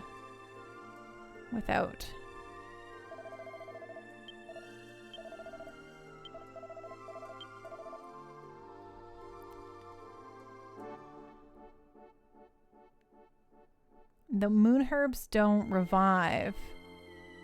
What is... Do I not have any reviving items? Oh, okay, I think I'm in a pickle here.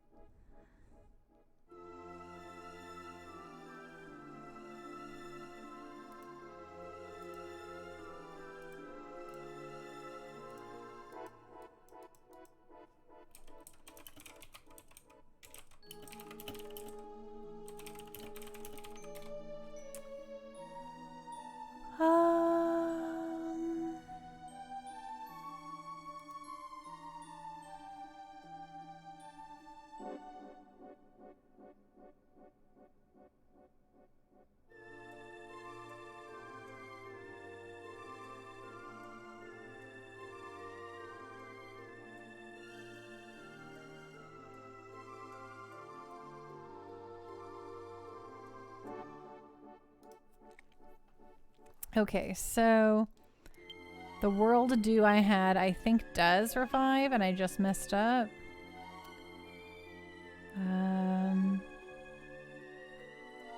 Yeah, I think this would have revived my character if I had done that. But whatever, it's fine, it's fine. We'll just go through here real fast again. We already talked to all these guys, but I can talk to them again. I don't think I need to talk to all the other characters. I think I could just go straight to the temple again, I think. Or to the underground water city or whatever.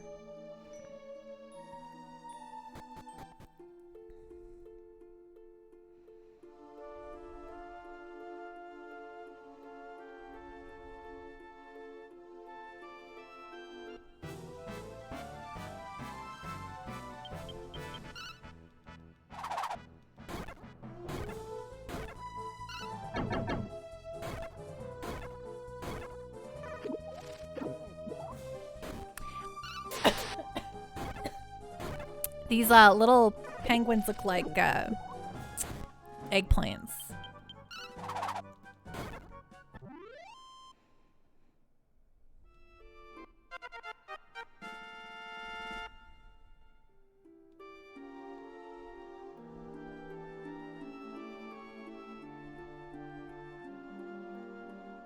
Oh, Gabbo just steals stuff. That's fun. Okay, there's town. So if I just go like this. There we go. Okay. Wait, no. First things first, I want to get... There's some things to take. Oh, wait. Oh, this remembers everything I took because that's how this game works.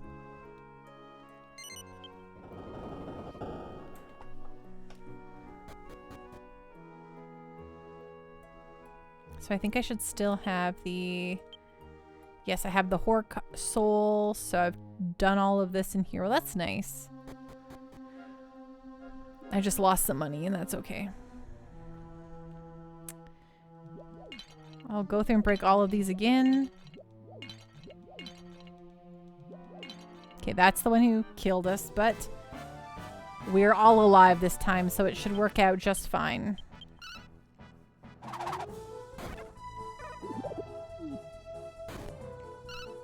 Just make sure to have Maribel heal us if we're getting low instead of just chancing it.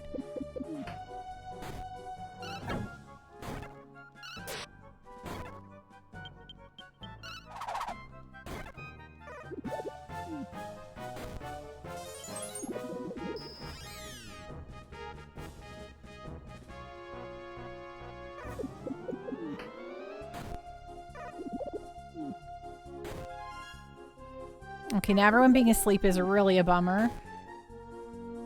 Okay, there we go. Maribel woke up. Good. Oops. Cast. Heal. Heal more on Pan.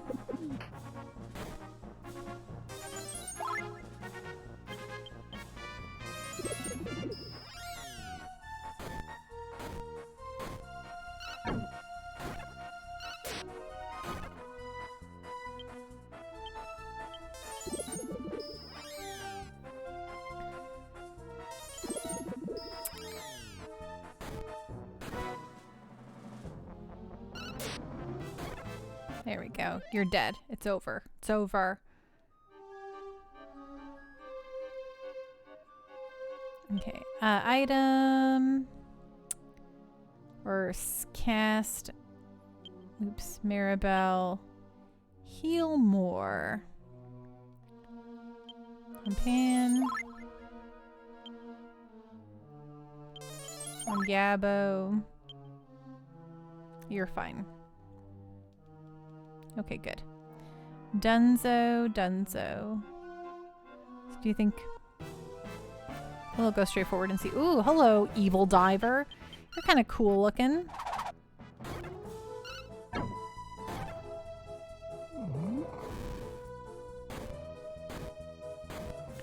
Ooh, your fire attack kind of hurts.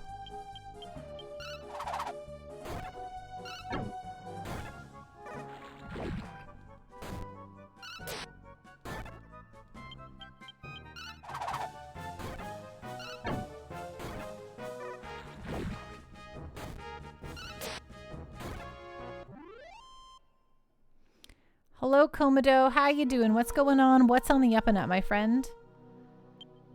Cast. Heal more.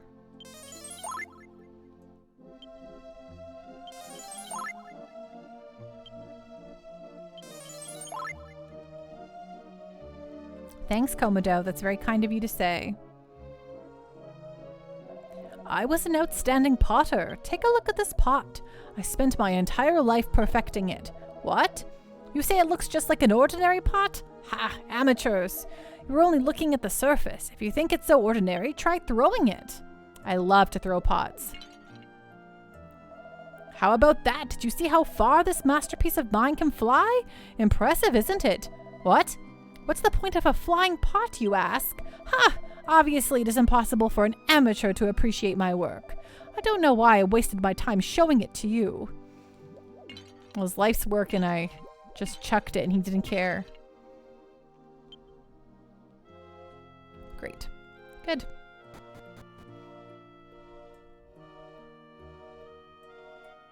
Ooh.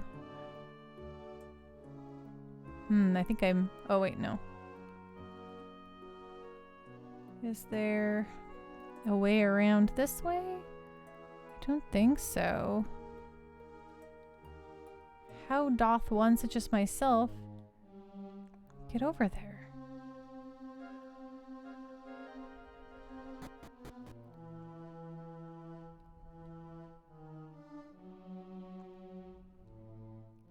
I don't think there's a secret door or anything over here.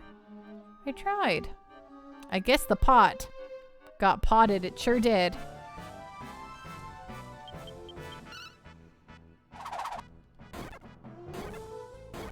Check out these seahorses.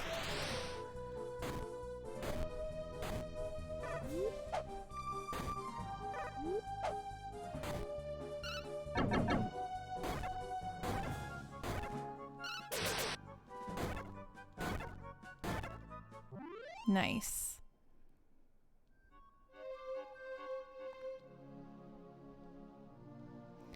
Ooh, I'm a general. Hello. Item. It's info. Pan. Yes, I'm an ultimate warrior now. Jeez Louise, what should I go for next?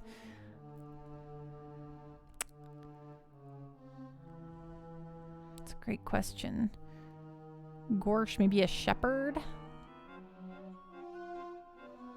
I should look at the job combos and check them out and see.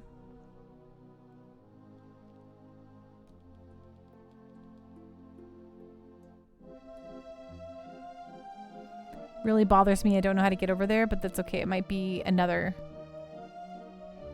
thing that will help me there. Okay, nothing. Worth a shot.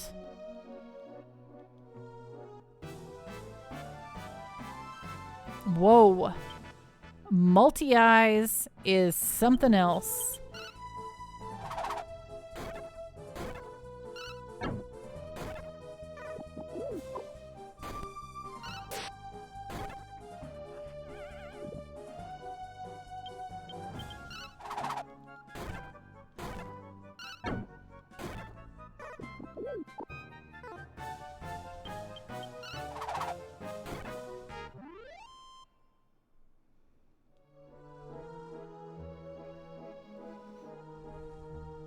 Okay, in we go here.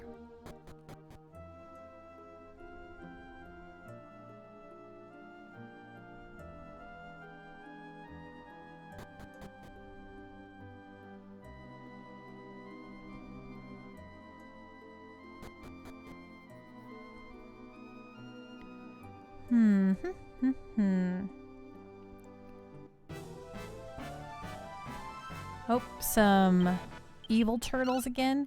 Ooh, evil turtles. See how high they fly.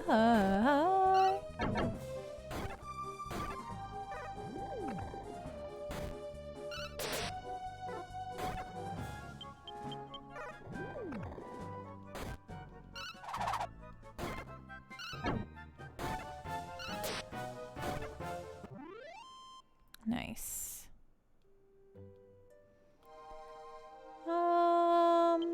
Cast Heal Mores on Gabbo.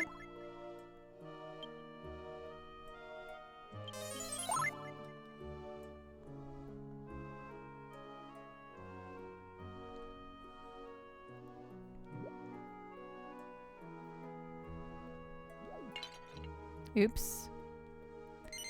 Will I press the switch? Yes.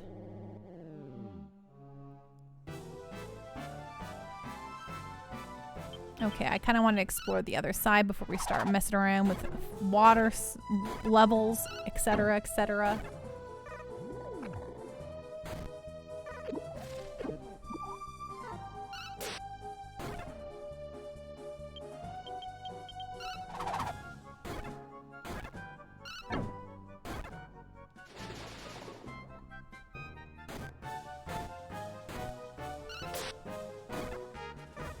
Too many enemies have multi-hit attacks on all of us, AoE attacks, and frankly, I'm not into it.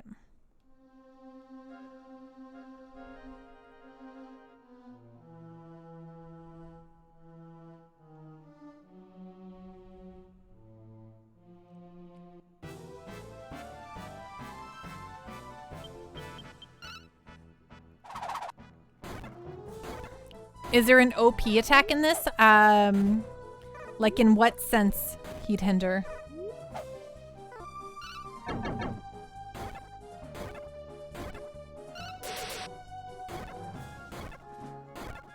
Ooh, nice. Everything dead. Lionheart? Oh, like something like that? No, there's not really any limit breaks or anything like that. Ooh, Gabo became a scoundrel. Info on Gabo. He's almost a head thief. How is there nothing I can mess around with here? Oh, hello, evil anchors.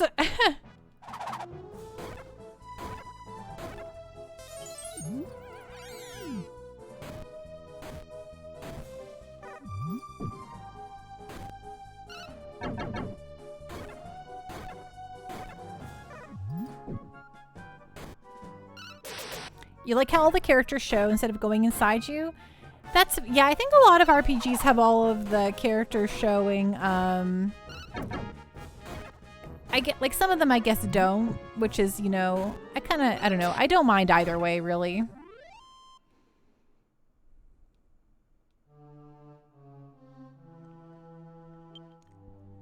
Cast. Maribel, heal more.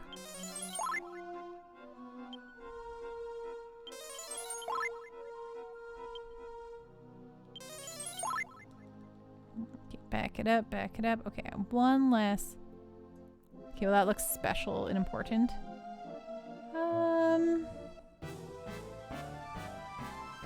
Are you gonna play the new Pokemon game? You bet your bottom dollar I am.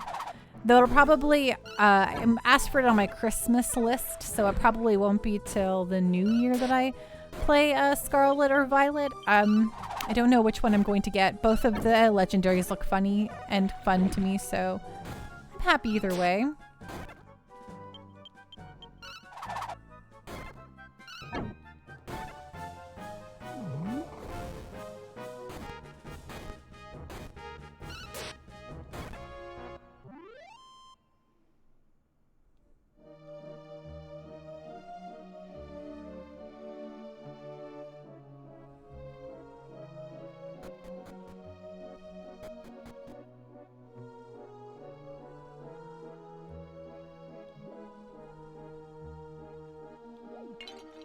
Okay, well I didn't know what I was doing there, but whatever.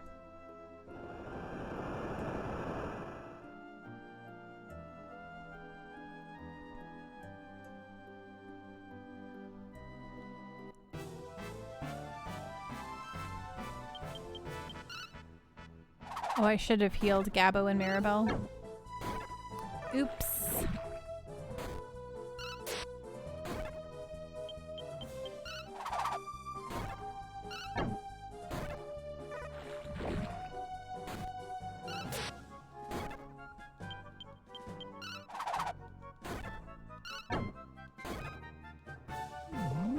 Rude.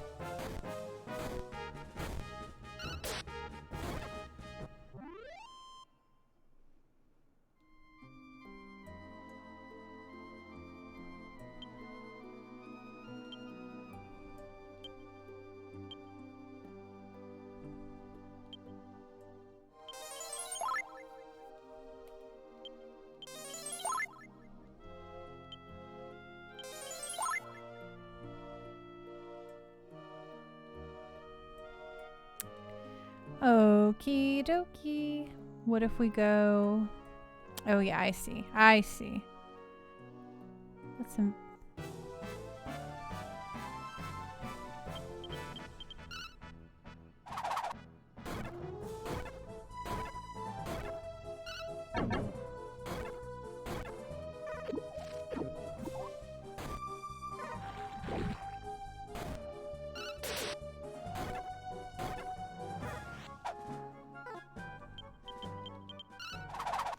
Death crab for cutie. Get it?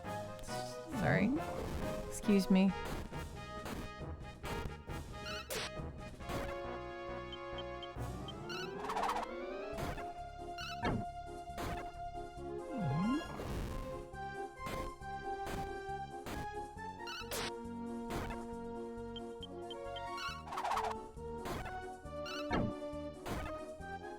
Oh, I thought we would survive. Oh, dumb Pando. Bad Pando. I'm like, we can get rid of him before. Bad Pando.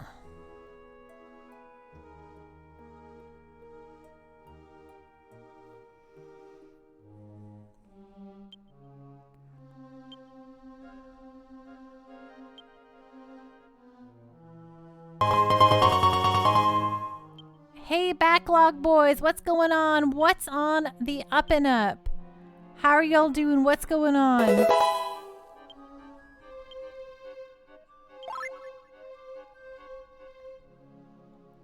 Oops, that's not what I wanted to do at all. Hello, hello, 9 Arcana. Hello, BB Austin. Hello, how's everyone doing? What were you playing? Wild Arms 3, very nice. I played that game once in my youth, and I hit a blocker. I hit a game-breaking bug that did not allow me to continue.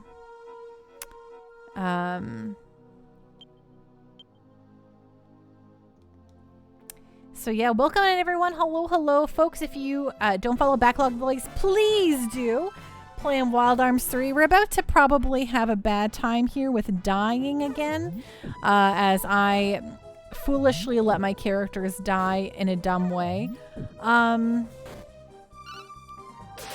hope you are all having a really great night. You're really getting into it, speaking to you way more than Wild Arms 1. But what about Wild Arms 2? For those of you who don't know me, hello, hello, I'm Pando. I stream JRPGs here, and we're playing through all of them ever, so that sounds like fun. Oh no, the dying. At least like with Dragon Warrior, I just lose money. I don't like lose. I mean, like I get brought back to the church, but I don't like lose progress, you know? Like I retain my XP and my... It's not ideal though. I have to currently run back to the old church so that I can like I don't have anything to revive these characters. Sorry, my brain is all over the place right now, everyone. I apologize. But yes, I'm Pando, streaming JRPGs. Things are going real bad for us right now though. Oh, that's cure paralysis. I thought that was... Oh no. Okay, Pan. Oh my gosh. Item. Oh my gosh. Cast. Pan. Heal more on Pan. You actually haven't played at Wild Arms 2 yet. You have it, but you skipped to play 3. Interesting. I know a lot of people love 2, so it's an interesting choice, but I understand. It's almost like, do I just pay the money to die and go back to the start? But no, we're going to run out of here. Go back to it someday. I believe in you. Gosh, I cannot believe the predicament we are currently in. But yes, folks, hi, Pando. I love video games. Like, I really love video games. I care about them so much. I work in the video game industry.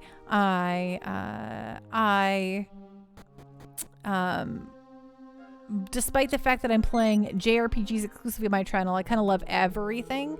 But the JRPGs are what turned me into the mega nerd. So I just kind of feel like my channel's devoted to them because they are special and important in my heart of hearts. Sorry, I'm just stressed about this death. But yeah, so... Oh my gosh, look at these guys. These future fishes. But yeah, well, come on in, everyone. It's a nice place here. And thanks for joining in that raid. And thank you for the raid, BB Austin. I really, really appreciate that. Gosh, my brains. Me brains. They're toasted and roasted. It's a Friday. It's a Friday. Worked all week. Barely coherent anymore. Okay, well, we made it back into the... Oh, sorry. Well, we made it back into the... Oh, there's still enemies in here. Fiddlesticks. Flee. Yeah, that's right. Just let me back up the stairs, please and thank you. Toast brain, right? Yes. Okay. No, I didn't want to see you. I want to see the other guy. Yeah.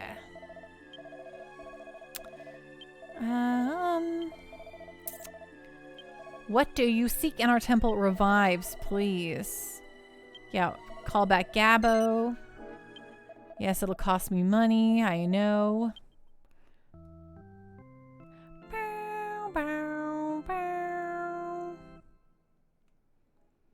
Okay, Gabbo's back. I would like to revive another character, thank you.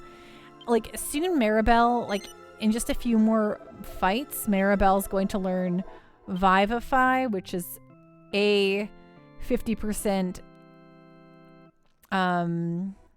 reviving spell, but yes, I want to save the video game.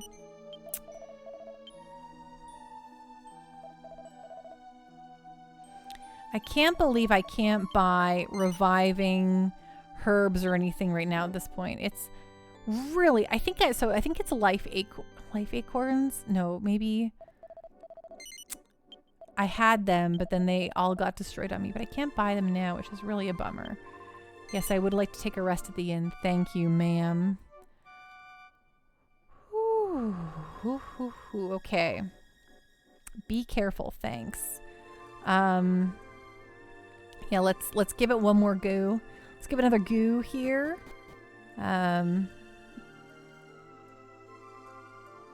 Like, the dungeons in this game aren't like super big or long or anything, so.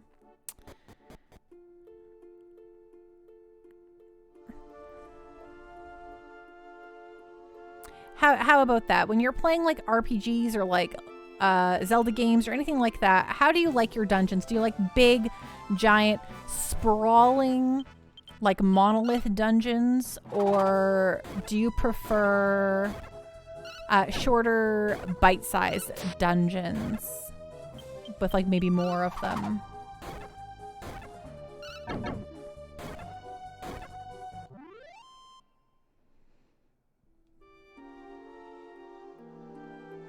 Well, that felt good. Okay. Yes.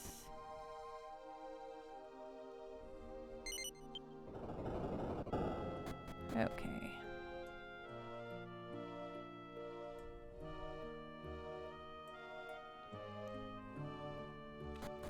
BB Austin, I either want something I can easily map on graph paper, something with a fun gimmick, or a linear path.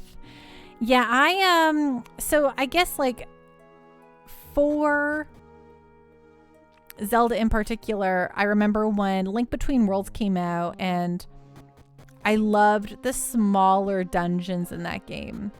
It didn't feel so daunting to start a new dungeon. You just kind of got to like hop into it, and I thought that was great.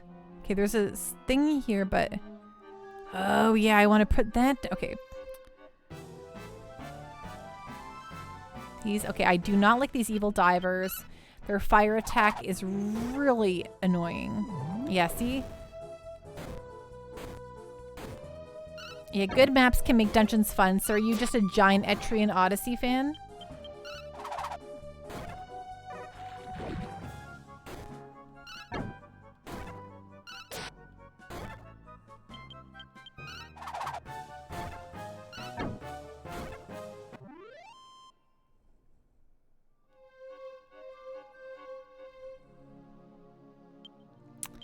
item. Bum, bum, bum, bum. Cast. You do take Etrian, but you've never made it very far into one. Interesting. Since those games are all map making the game. Okay, come this way. Come down here. Press the button. Oh, there's nothing for me over there. Why would I? Oh, I'm so dumb. Sorry, I shouldn't be rude to myself like that. Pando, you're not dumb. You are cool and awesome.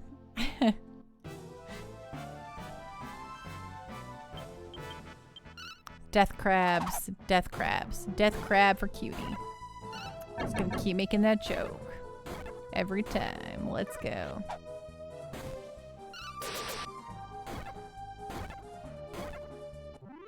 Yeah, I'm not sure if it's a franchise that's gonna keep going now that there is no now that there's no like dual screen. Like it seems like it was specifically a DS franchise.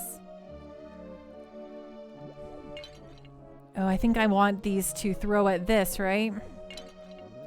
Heh. Yeah.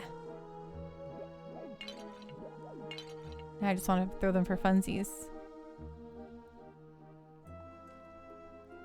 Yeah, that'd be pretty unfun without a touchscreen, right?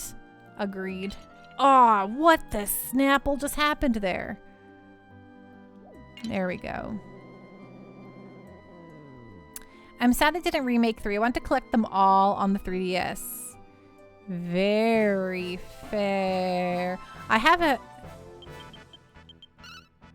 never got actually too deep into the Etrian Odyssey. So the close I had was obviously I played Persona Q and enjoyed it a lot. But then I was like, oh, I should get into the Etrian Odysseys. And then I bought one of the first remakes on the 3DS because everyone was talking about how good it was. But it's still just sitting here in its plastic wrap, never been opened. So, you know how it goes.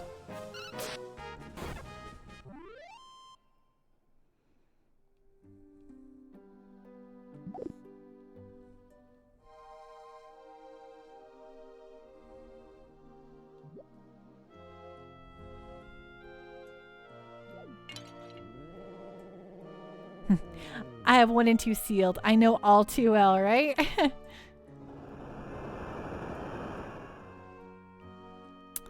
I'm probably going to have to go back and turn off all these things, aren't I?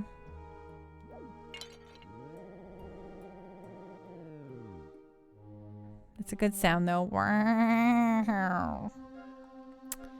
Okay, let's go grab a... Oh, hi, buddies.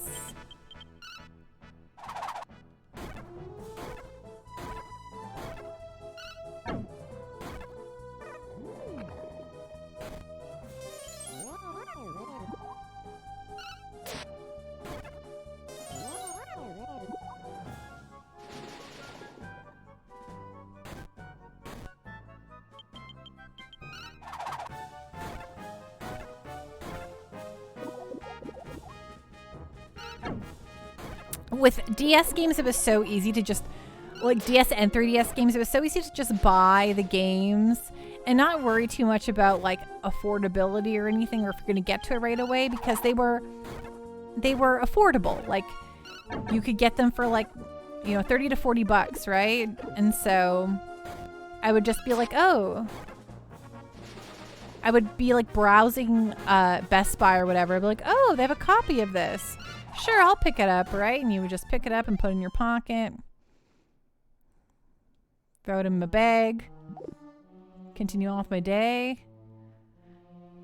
And then I put it on my shelf and I'm like, I'll get to you later. And then here we are. Years later and it's never got opened.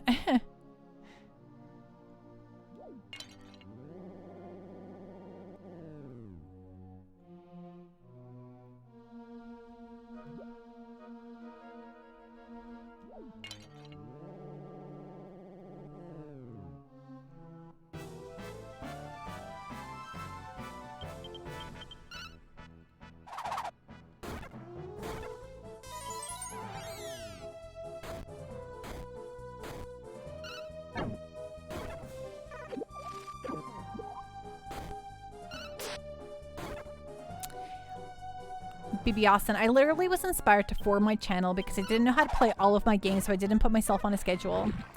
So for the love of love, I didn't realize we were that low on health. Okay, well that's, it's such a bummer not having a way to revive your characters in the middle of a dungeon. Let me just tell you what. Yeah, no, for me, I should probably be better. I should be paying better attention to their health is what I should be doing. But yes, this one's being very mean with the lack of reviving. I mean, I'm so close to getting a reviving spell with Maribel, but alas, alack. Okay, let's first of all, let's heal ourselves. Then let's use out. Oh no. Yeah, I'm realizing that Gabo is dead. Okay, well at least Maribel was alive to use outside, so I don't have to walk all the way back out. But Finnegans and crackers, that's enough to make your Pando a little angy, you could say. It happens though, that was on me. I'm like blah blah blah. Oh, me dead. Oh, hello.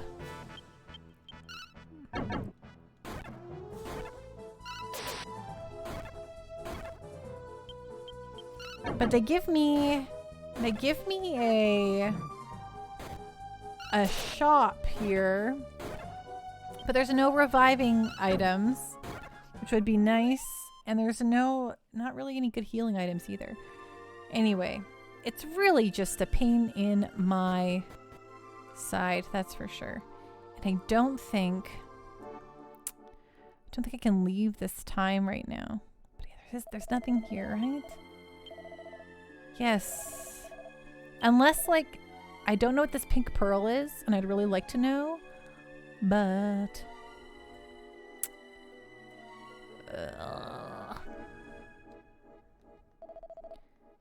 okay, whatever. We're going to revive Gabo. Spend $8 gajillion to do it.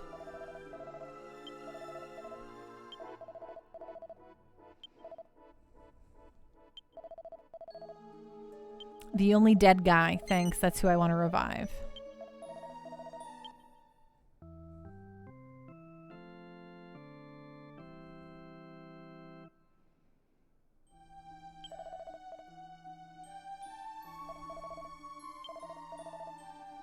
Okay, we're going to sleep at the inn.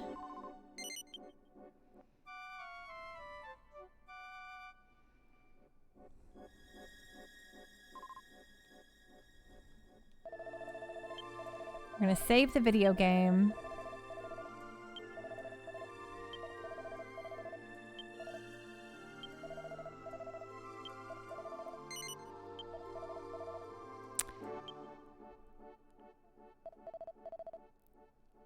It's an accessory for Maribel, yeah, but it doesn't, I don't like that it doesn't tell me like what the benefits are, what it does. There's no hot tips. There's no info that I want. You know what? I'm going to say I need a break from all of this dying right now. So I think that'll be it for tonight for us. Pando is a little peeved off at the moment, but it's okay. We're still having fun. I'm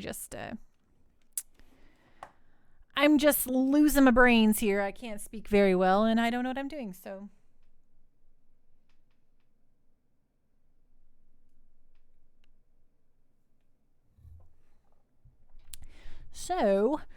in that case, we're going to go raid someone else. That's fascinating stuff. But thank you everyone so much for hanging out with me tonight. It's been really, really fun and really, really cool. I think you're all the bee's knees. And we're going to raid Polymune. She is very cool.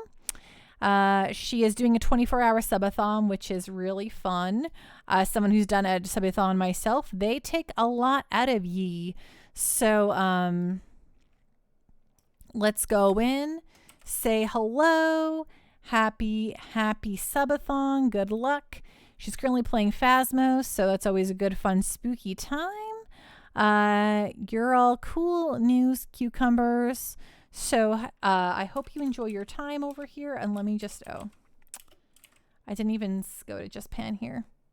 So thank you so much, everyone, for hanging out with me. Rest well, be safe, and I will see you all at the very least Monday. Could be this weekend. Stay tuned to the Discord or Twitter. Okay? Have a great night. Bye.